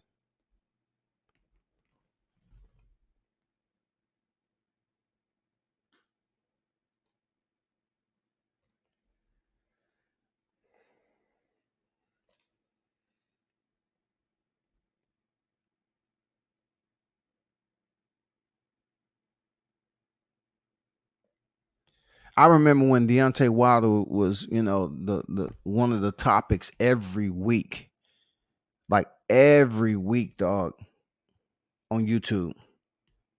The Bronze Bomber. The Bronze Bomber was the topic of discussion every week. Every week. Shout out to the former WBC world champion Deontay the Bronze Bomber Wilder. Now it's at a point where through all the whirlwind and turbulence of a trilogy between Wilder and Fury, the benediction has happened. He lost 2 out of the 3. I'm just saying on paper. And now it's at a point where Deontay Wilder's out of the sport trying to determine if he wants to return. Now, there are a lot of people that's going to have lives and probably hearing this news, and they're going to say, you know what, Tyson Fury made him quit. They made him quit, and that's far from the truth. I even did a live on this a ways back, speaking on him going over to Africa and everything and making that trip, finding out, what tribe he was with and so forth. And I just look at the overall pride of Deontay Wilder and I say, nah, it's no way that he's going to have that much animus, deep seated animus against Tyson Fury, who he believed to try to kill him, who was cheating, in boxing, and who has cheated in the past. But outside of that, he has 2 L's on his record. And I don't think there's no way that he's going to freaking leave that alone. So recently an article came out, right, about Deontay Wilder, the Bronze Bomber. And he said, now the fighter 36 has revealed he is set to turn to a South American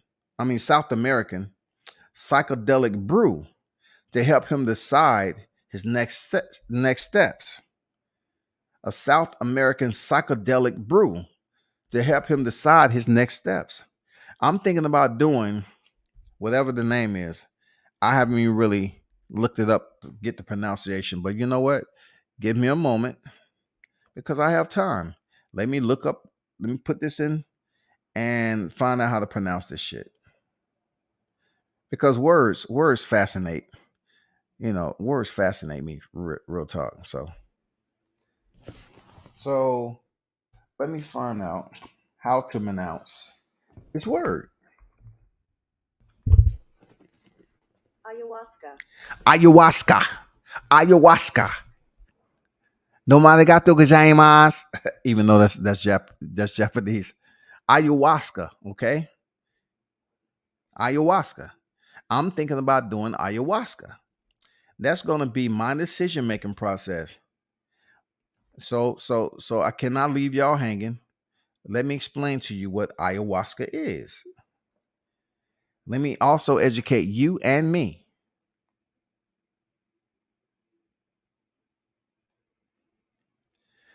Ayahuasca is a psychoactive beverage containing this. Look, once again, something I haven't pronounced yet, so I'm gonna allow you. It is prepared especially from the bark of a woody vine. So let me go back.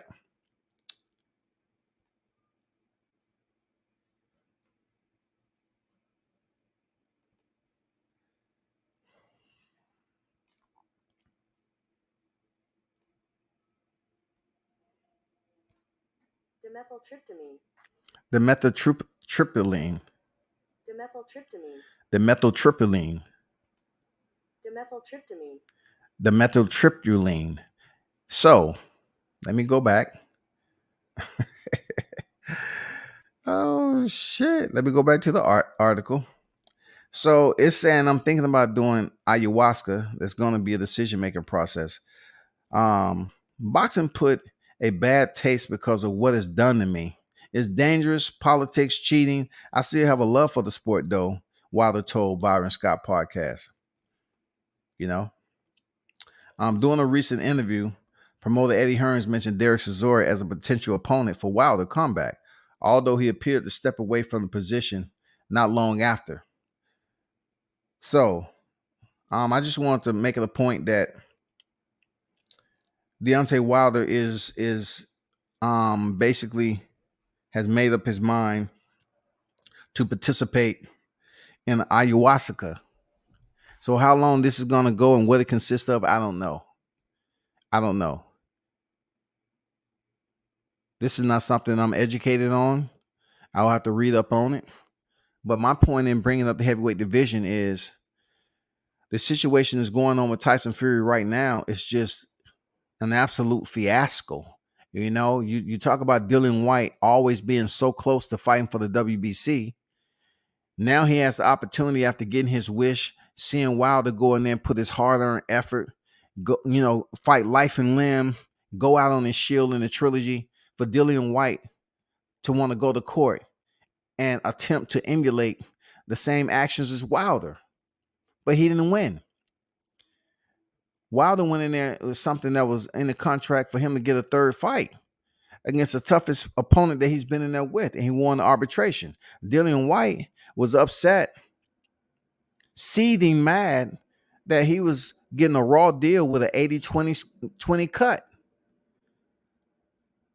You're not hearing anything about Tyson Fury, who he's fighting next. The heavyweight division is in shambles right now. Shambles. It just goes to show you what I said a long time ago about Deontay Wilder. They will appreciate his presence when he's in his absence. They will appreciate his presence in his absence. Because when he was here, he was a talk. Now the heavyweight division has pretty much placed themselves in an idle state. We don't know what's going on with Dillian White. We don't know what's going on with Anthony Joshua and Alexander Usyk. And if it is something that's going on with it, it's not important enough for people to talk. What happened to the Anthony Joshua hype train? I said the man was overrated back in 2018, just off looking at his skills alone. No one's really have faith in Anthony Joshua. Oh, so quickly, how the fair weather boxing audience change up. No one's talking about Alexander Usyk, Joshua. We don't know who the fuck Tyson Fury's fighting.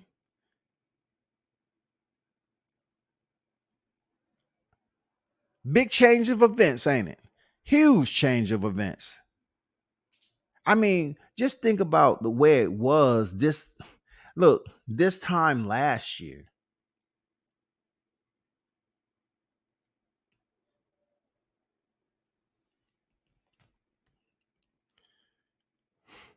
Just think about what the boxing conversation, how active it was this time last year. Think about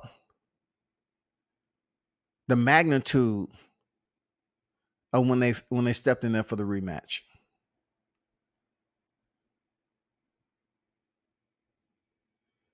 The magnitude of them heading in there to the rematch.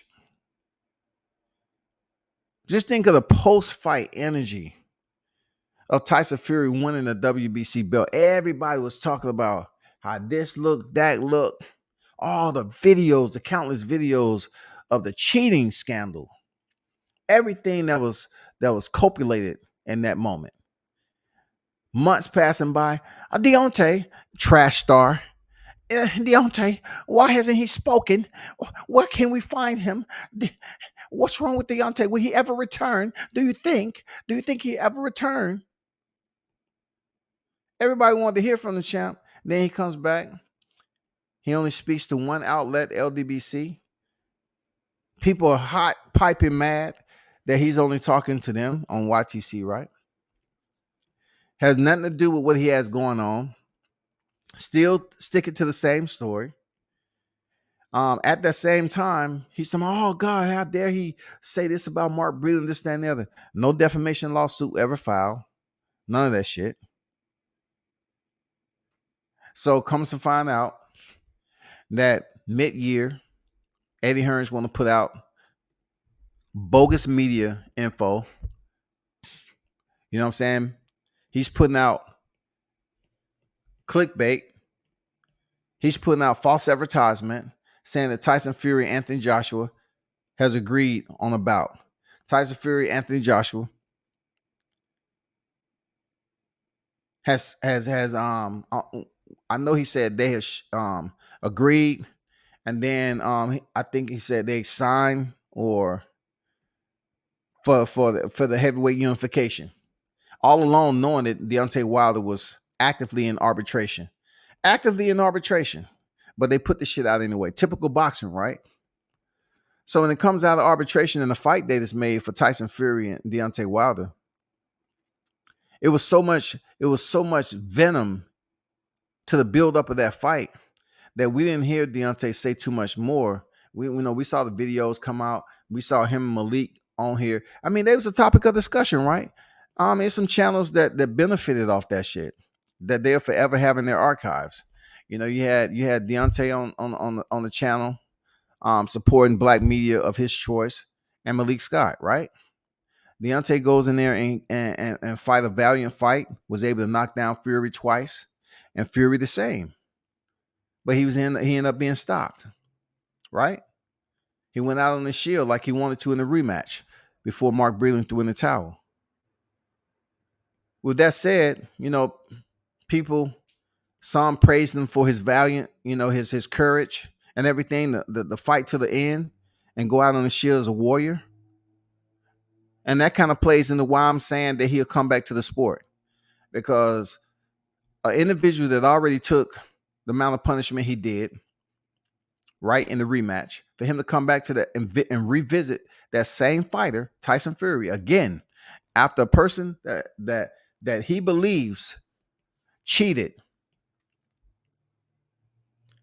he revisit that same guy in the square, the same fighter.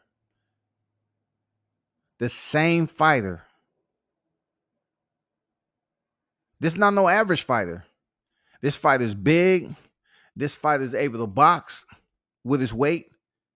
And he's one of the top heavyweights along with Deontay Wilder.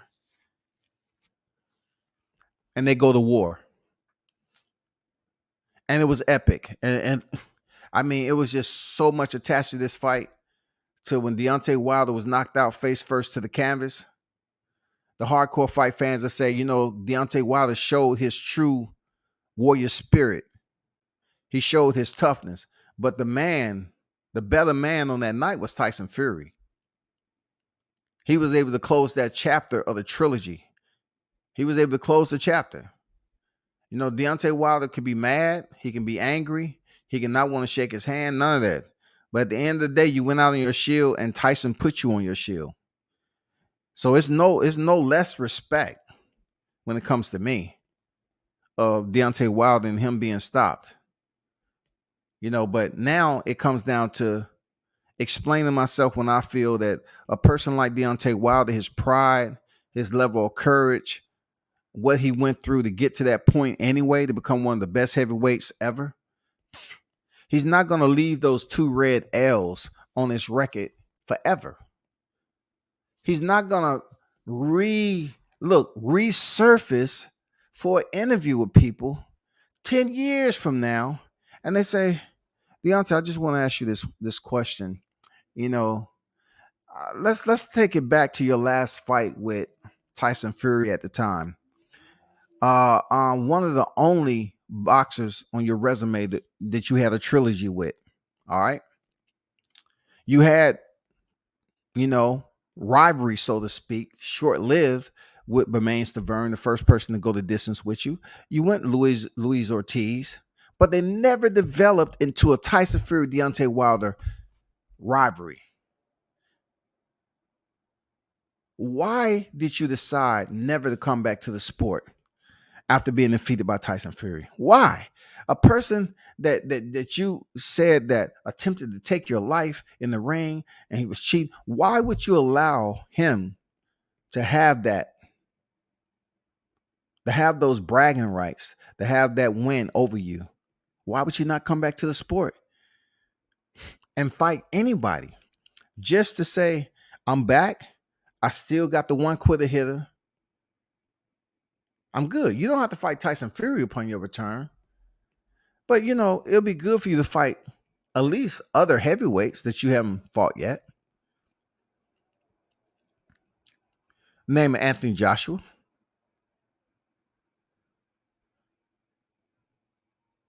They out there. And that's my point. You know, with him doing, I wouldn't call it a cleansing, but this psychedelic revival, so to speak. I don't know how long it's going to take, but I see him coming back to the sport sooner or later. I don't know if it's going to be in 23. Seriously, doubt it. I'm not sure. But I do think it's going to be sometime in the near future. And that's that.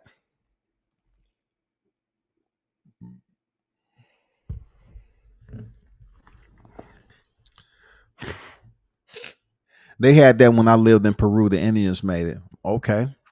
So, you know, the Indians, if they make some stuff like that, they believe in their craft. They believe in things like that for real.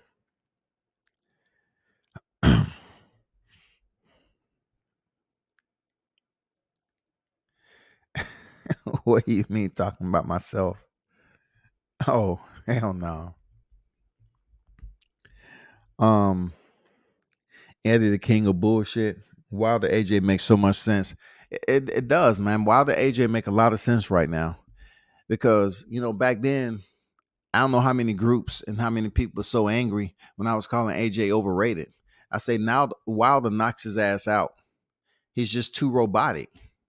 You know, and AJ talking about a flat fee with Wilder because he was scared, point blank, period. But let's not give AJ too much shine because he's proven my point. He's proven my point with a last minute replacement with Ruiz and proved my point with Alexander Usyk. He proved my point. Wilder would have smashed him and became undisputed.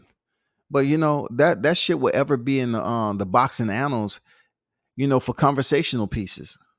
It will forever be there. What would have happened if Deontay Wilder faced Anthony Joshua back in 2018 if they could have made the fight?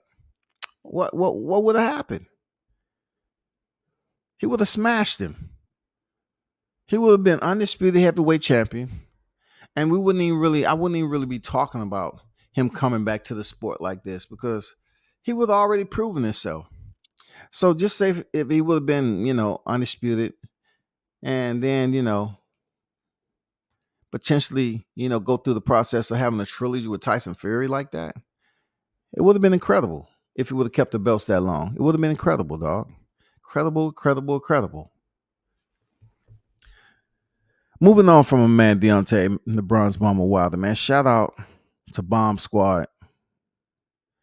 My last topic of this morning, and you know who it's gonna be.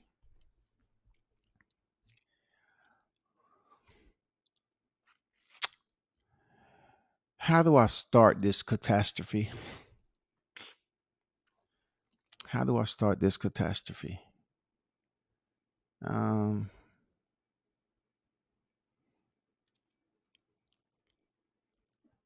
I'm not even gonna talk about that. I want to talk about my man Blair the Flair. Blair the Flair. Woo! Styling, profiling. Listen, I'm trying my best to get Blair the Flair on. He's good for boxing right now. He woke up the boxing spirits because the boxing spirits was laying on their motherfucking back, rubbing their belly, and they didn't have shit to do. It was almost like a bear in hibernation, goddammit. They wasn't even thinking about waking up. Boxing was so freaking boring. But Blair the Flair, and shout out to TBV, man. They end up getting Blair on their channel, chopped up the video, put his talking points out there. And let me show you why I'm satisfied with my numbers. Look, I got 4 people. I have 4 people on deck right now. Check this out. Why I'm satisfied. Check this out now. Why people don't understand why I move at the pace I do on this YouTube shit, and I talk my shit regardless. Check this out though. Just check it out. Check it out. So, let me go to the boxing voice. Where you at? Well, the boxing voice is on right now. Matter of fact, let me show you something. I'm about to education people right now. The boxing voice has 130K subscribers. 130K, right? Now I'm just gonna breeze through this.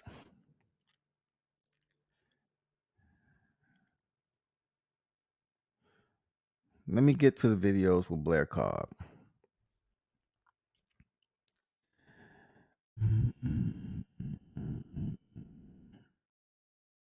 Which did an outstanding. That was an outstanding interview that they did. Boxing Voice. Now, let's see.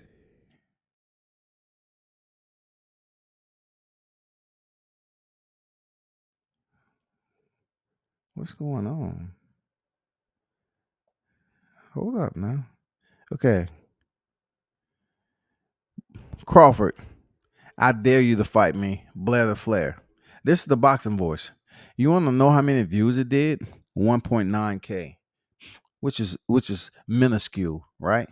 Minuscule comparable to the excitement and drama that played out in listening to Blair the Flair talk. You know what I'm saying? Seriously. 1.9 for just a clip that they cut and put out there. That's insane, bro. And you think I'm worrying about the numbers that I do anyway?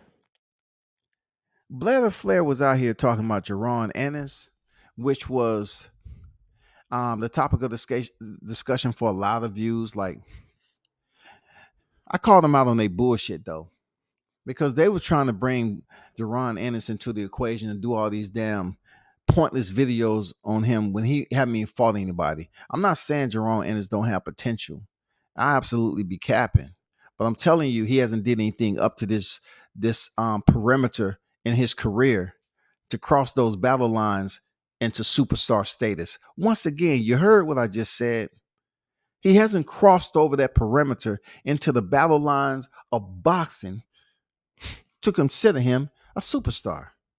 Now, what I mean by that, people was bringing him up real fast, and Blair Cobb made the point to say, come on, Ennis. Don't get it twisted. You know what I'm saying? We had Sean Porter come out, say he was overrated. And then Ness asked him on the boxing voice, do you agree? And he was like, pretty much. and he was going in on Jerome Ennis, man. I'm still trying to find the actual video, dog, of when he was talking about Jerron Ennis. Like, I'm wondering where those sound bites are at.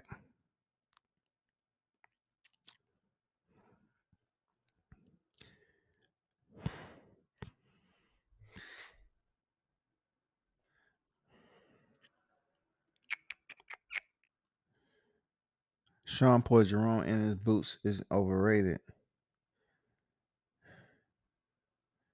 I'm just trying to find. Don't tell me you got shook. Don't tell me you got shook now. Don't tell me you shook, man. Where's all these Blair the Flair clips that was cut and submitted for production out here? Hold on for a second.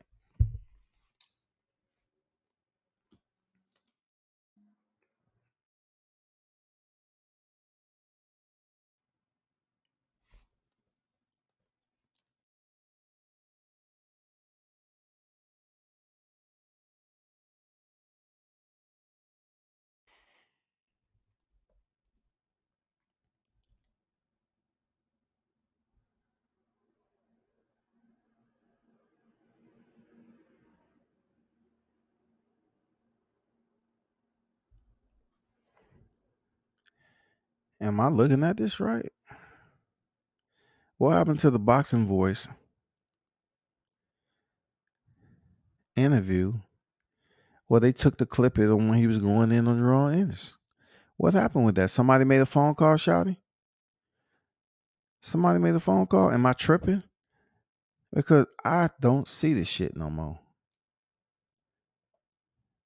That just goes to show me why I spoke on in the first place. Let me see if this is it. Hold on for a second. That's from somebody else. This is somebody who screen recorded the shit. Let me see what they got. Let me see, can I get it from here? It's just gonna be a soundbite anyway. Let me see.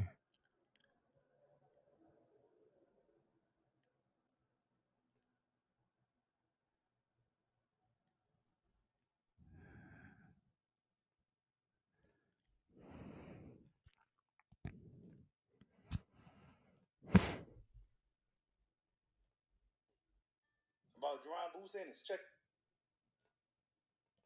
Think you are. I don't give a shit. And one thing that you need to Ennis. Larry Farrakhan was on the show and he had a lot to say. This is a soundbite. Check it out. Boots Ennis. Philly's own. I don't give a shit. How good you think you are. I don't give a shit. And one thing that you need to really understand is that, like, first of all, you can be a good boxer, and that's the highest level that you're gonna be. But then you got me that can possibly rise to mega star attraction. Now you talking about levels, but when Blair Flair is a mega star attraction, I could just leave your ass hanging too, just like you left me hanging. You didn't fight nobody to be talking like, oh, I'm on the next level, or I got rankage. Like, motherfucker. You didn't fight nobody to be talking like you have rankage. A new word, rankage. Like, even if you lost against me, yeah, you still be ranked top 10. So you really didn't have that much to lose outside of the simple fact that you're just not the best. Woo. Shit, Shouty. You can't tell me that little snippet right there wasn't fire, dog. That's like standing next to a volcano saying, I'm outside the distance. I'm just listening. And then that damn piece of lava come down on your motherfucking head and you forget how hot it was. Blair the Flair lit Jerron Ennis up with that little snippet. Dude, did you listen to what he said? You know, leave your ass hanging too, just like you left me hanging. You didn't fight nobody to be talking like, oh, I'm on the next level. Oh, I got rankage. Like, motherfucker, like, even if you lost against me, yeah, you still be ranked top 10. So you really didn't have that much to lose outside of the simple fact that you're just not the best. You know what I'm saying? And I'm taking my city back. Yeah. So after hearing this, Dude, did you just hear what this Blair the Flair just said? He taking his city back. Man, he said what I was saying when they was trying to put Jerome Ennis in the conversation with Crawford. They was up here, building, boosting, and every type of inflation that you can think of outside the housing market. They were trying to give him the biggest interest rate possible when it comes to selling Jerome Boost Ennis' name. If you want any NFTs, stock, anything with Jerome Ennis' name, it's starting off at 60%. They was boosting him up so high. Blair the Flair set that shit off. That's one of the best interviews I've heard in the last 2 years from an individual that's not at the top right now, but how he was able to make sense on where he's trying to go. He said, I'm making the superstar and I can leave you hanging just like you left me. Very, very smart, crafty, sneaky, clever, insidious type of delivery that he gave you all, people. This interview was so interesting. This interview was so conducive to boxing. Once again, shout out to the Boxing Voice for getting this guy on here. I'm not sure where his snippets are at. Maybe I was looking in the wrong spot, but Blair the Flair put it out there on Jerron Ennis. He even called out Crawford. He even said what he said, that he thought Errol Spence was scared of Crawford. He didn't want to fight him. He said that he thought Crawford would beat Errol Spence. He really lit the fire. He came through here like he was one of these individuals that want to be heard, will be heard, and most definitely you're gonna listen type of individuals. That's what I got from Blair the Flair Cobb. He came through here with a flamethrower, setting shit on fire. His interview with the Boxing Voice, he assumed the duties as an arsonist. His shit was fire, dog. His interview was fire. We needed that type of energy for boxing. And look, he's talking about he's taking the city back, bro. When you're talking about taking something back, a city, you really have to come hard. You got to stand on that shit. Until somebody discount what he just said, people are going to continue to use it like I'm using. You know what I'm saying? Myself, Showtime, we reported on this shit when it initially dropped. I don't think too many people wanted to touch it because it wasn't their favorite fighter. That's the difference between reporting and just, doing view calibrations. You know what I'm saying? What my views look like. No, talk about the fighters who are not your top 10 fighter in the game, and not your top 10 name over here in the YouTube algorithm. Blair the Flair interview, ain't nobody touching that right now. Nobody. There's no boxer touching his interview right now, dog.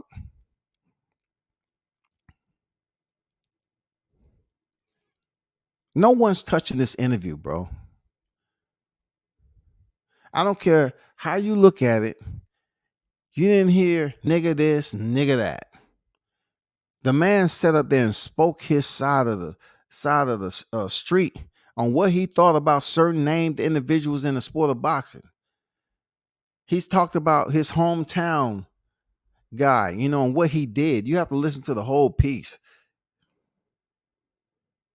He made the declamation that he had fucked him up in sparring.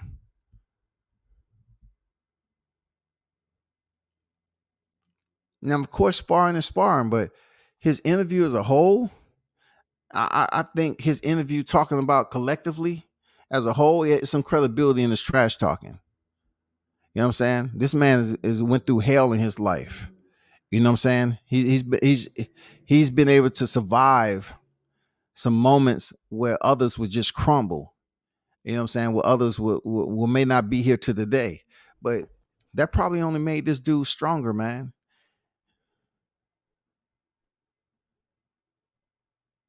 Incredible interview. The shit he said about Spence. You know what I'm saying? And not only did like this was I like. This is the mentality I carry. This is my behavior. Like even though he said that Spence will lose to Crawford and everything, and he felt that he didn't want to really step in there with Crawford, him being the Spence. He also laced it up with, hey, let me send Crawford a message too. Because you have individuals up here that just say that Blair the Flair was clout chasing, but he put it out there for Errol, Crawford. He got stepped on Yadina's Ugas. And he said, "Oh, I already got that. I ain't know who he was. I fucked him up. I already been in there with Yadina's Ugas." All right. And then, of course, Jerron Ennis. Those are the big names right now in the welterweight division. But what he was able to do, people, was give you the backstories of certain individuals that's being talked about a lot on YouTube right now. Yadina's Ugas has a fight coming up with Errol Spence. He said, "Man, I went in there and did what I had to do with that dude. I didn't know who he was." Of course, Yadina's has improved. Of course, it was sparring. I get it. But the interview, the barometer of the interview was unlike what we've heard in a long time. It hasn't been a fighter that's outside of the top 15. I mean, that's inside the top 15. Provide me with that interview. The barometer of interviews like Blair the Flair was able to do. Captivation is everything.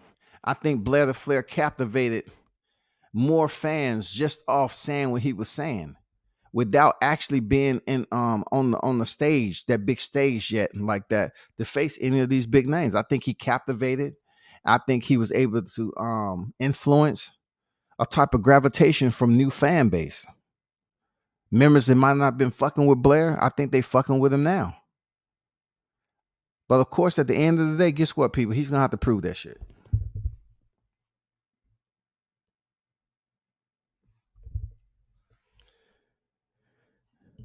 No, Andrew, that wasn't me. I wasn't considering that shit, dog. No, Hoover. No, Hoover. Why would you want to do that, Hoover?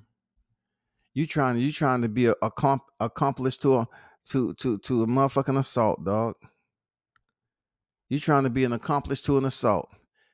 They're gonna sit up here and screenshot your comment in the live chat and say, we just want to address you on the comment that you made at 12:15 p.m. on the 14th. And you saw the results of this fight. You saw. Why would you premeditate such brutality? It wouldn't be good for Adrian, man. I'm serious. Nah, I can't see it, bro.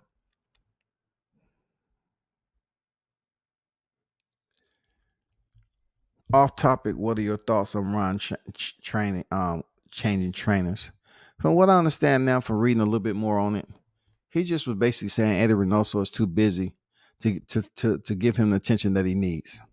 And once you are a we can call Eddie Reynoso a famed trainer right now, because he has Canelo and Oscar and all this shit, right? And some other guys. For Ryan Garcia, people probably been in his ear. They probably talked about how he looked his last fight.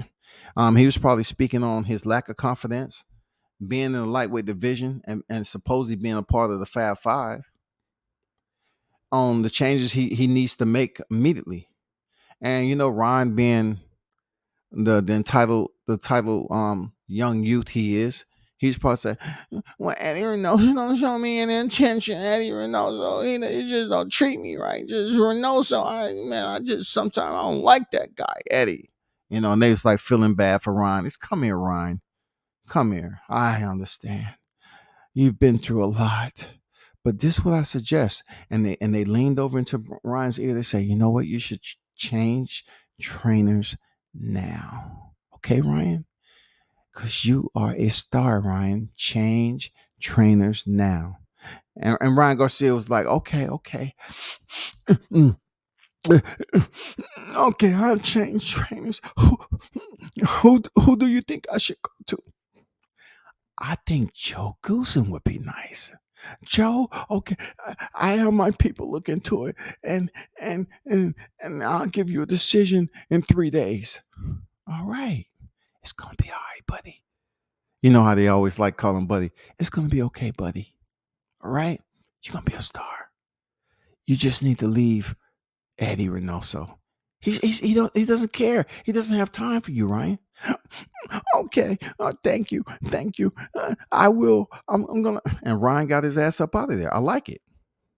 I like it. I like that Ryan Garcia made a grown man decision in his career. You know, I mean, it doesn't negate the fact that he's a capper and he's top pound for pound on my Duck Masters Coalition list. Period. I know I haven't did the Duck Masters Coalition because boxing's been on some bullshit, but Ryan Garcia still holds that title above all pound for pound. He's number one pound for pound on Duck Masters Coalition, and there's plenty more of his compeers in the lightweight that basically accompanies him too. You know what I'm saying? But I'm looking forward to see what Joe Goosen's going to show. As far as improvement, Ryan Garcia, I think it's a damn good move for him to separate himself. I know there's a lot of people like Teofimo Lopez. Teofimo Lopez said, you know, pretty much you was a fool for leaving Eddie Reynoso. I don't think so. I think Teofimo is just trying to save face and kiss a little ass right now.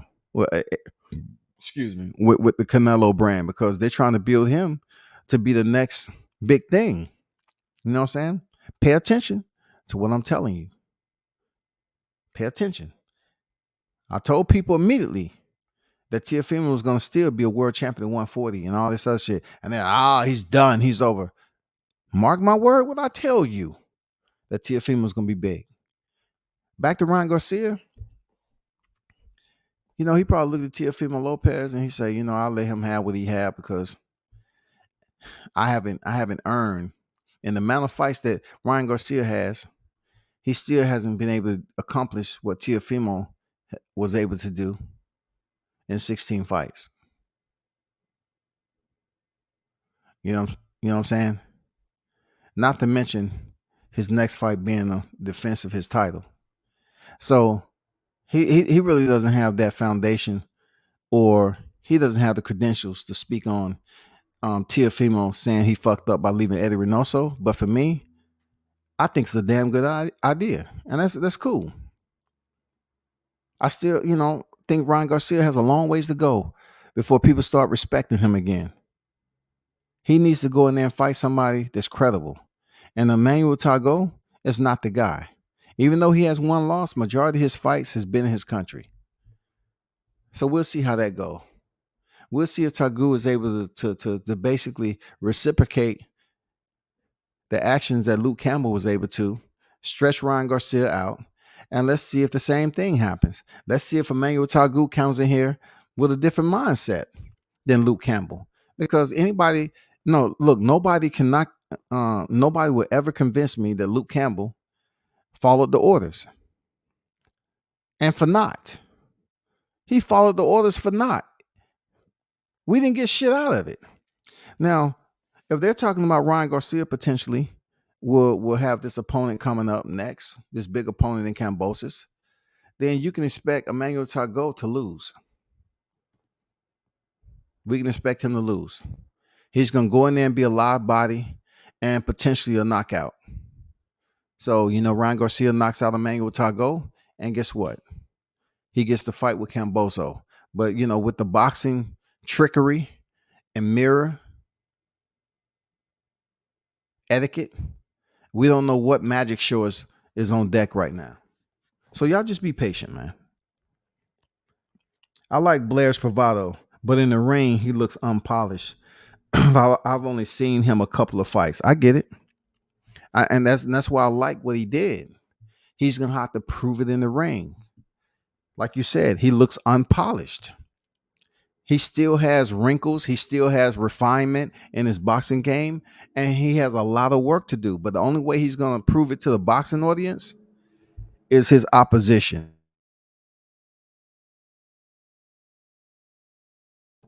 He's gonna have to contend with top opposition. That's all. That's all I can say on that. Cobb is like a decent Nico Wash. How dare you? How dare you? How dare you, Andrew? Compare Blair the Flair to Nico. Damn. This dang Andrew said a decent. Look, uh, look, Nico Wash is not really decent. He just took a soft touch because he got his ass whooped. I was there. Nico Wash got his ass whooped by his opponent before last. That ain't decent now. But you're saying Cobb is a decent Ali who isn't decent? That's an insult, bro. That is an absolute insult, bro. For real. Damn. You just crapped all over, shitting on my man Blair the Flair. For real. Nico is a low, like that's a super low blow, dog. I'm talking about a low blow without a cup. That's just a low blow without a cup, dog. In the clinch, landed the knee straight to the groin, drop. He's no way close to damn Nico Wash, dog. Totally two different mentalities. If look, if Nico Wash was a step in there with Blair the Flair, he would probably get stopped. Nico, you know, I'm glad first of all he changed trainers, and that kind of caveats and bleeds over to Ryan Garcia. Nico changed trainers, then he had a soft touch. Supposedly Ryan Garcia is coming back with a soft touch, supposedly with Emmanuel Tago. You know what I'm saying? Kind of similarities in this boxing shit, right? So, no, I disagree with Blair the Flair being a decent.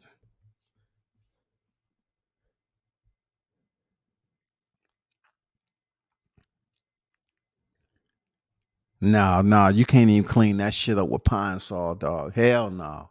Hell no. What had happened? I said Nico was this. He would be. Nah, hell no. You can't even put them two in the same conversation. Nico is still growing under the name of his grandfather. This man is still trying to excel beneath the cloud. When you speak of Ali, Nico Wash is not only contending with the silhouette that follows him around with ALI when he's walking. Take the silhouette off the ground and put it over Nico's head. That's how deep, that's how much of darkness that he's walking in when it comes to the sport of boxing. The silhouette is from a panoptic view when it comes to freaking Nico Wash. That's how grand of a cloud that he's walking under in Muhammad Ali. He's being looked at, scrutinized, everything he does in the ring. And you know why people are giving him a pass? You know why people are loving on freaking Nico Wash? Because he's Ali's grandson, y'all. This is like the only connection in the ring that we can look at, even though he don't look like Muhammad Ali, previous Cassius Clay. He is legitimate. A generation of Ali. He's legitimate, a generation of Ali. But to do a disservice to Blair Cobb there, Andrew,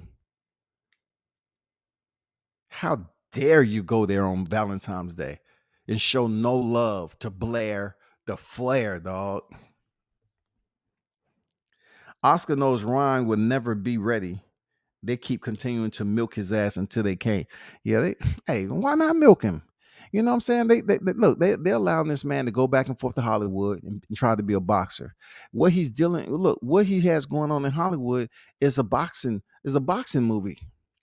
So there, somebody somehow, some way is reaping or basically financially benefiting off Ryan Garcia's acting in Hollywood, whatever that is, and his boxing. That's tough. But like I said, Ryan Garcia, I don't think he'll be in the sport that long. I think Ryan Garcia is going to be on the big screen. He's going to have a better career in Hollywood than he is in the ring. Mark my words on that. Ryan Garcia is going to be a celebrity from Hollywood outside of boxing. Mark my words, like I told you before, Ryan Garcia is going to be that guy. Watch what I tell you. Watch what I tell you about this guy. He's not going to make boxing a long-term sport. This dude is going to be a Hollywood star, man. He has the face for it right now. He still looks young for his age. I'm telling you. He said, "Damn, you're right. That was a dirty statement." Man, that shit was disrespectful, dog. That was disrespectful. Real talk, dog. I mean, you put him with Nico Wash, who's in the shadow of a Xander Zayas. It seemed like him and Xander fight on the same card. But one thing I can say about that and why I felt it was truly disrespectful is because he's a good guy. Like, he ain't trying to be anybody. He'll do the Ali shuffle every now and then, but he put that out there, a cry for help. He said, they moving, they fast tracking me, y'all. They fast tracking. And guess what happened? He changed trainers. So he changed trainers. They came in for another fight and he won. He looked good in that boom boom. Did Ali shuffle. He got him up out of there like he was supposed to. He changed fucking trainers. So I'm not sure if he got rid of Sugar Hill, but what looked good to us with a trainer walking around doesn't mean that trainer is providing them with the attention that they need for improvement. I can go the same in reference to Nico Wash, and that can be the same in reference to Ryan Garcia and a lot of other fighters. They might be with a top tier, well-known trainer, but that trainer may have other fighters that paying them more money, and their attention is going to be delegated to that fighter where all the money is coming from. That's just how it works. But it's been a pleasure, y'all. I appreciate you. I have to dip up out of here. Probably be back on a little bit later. But everybody in the live chat, please send your good graces, and forgive Andrew Charles for that disrespectful comment that he made by putting Blair Cobb as a decent Nico Ali Wash. Devastating. Man, y'all hold it down, man. Appreciate y'all pulling up. Turn up and tune in to World Combat Sports. I'm out.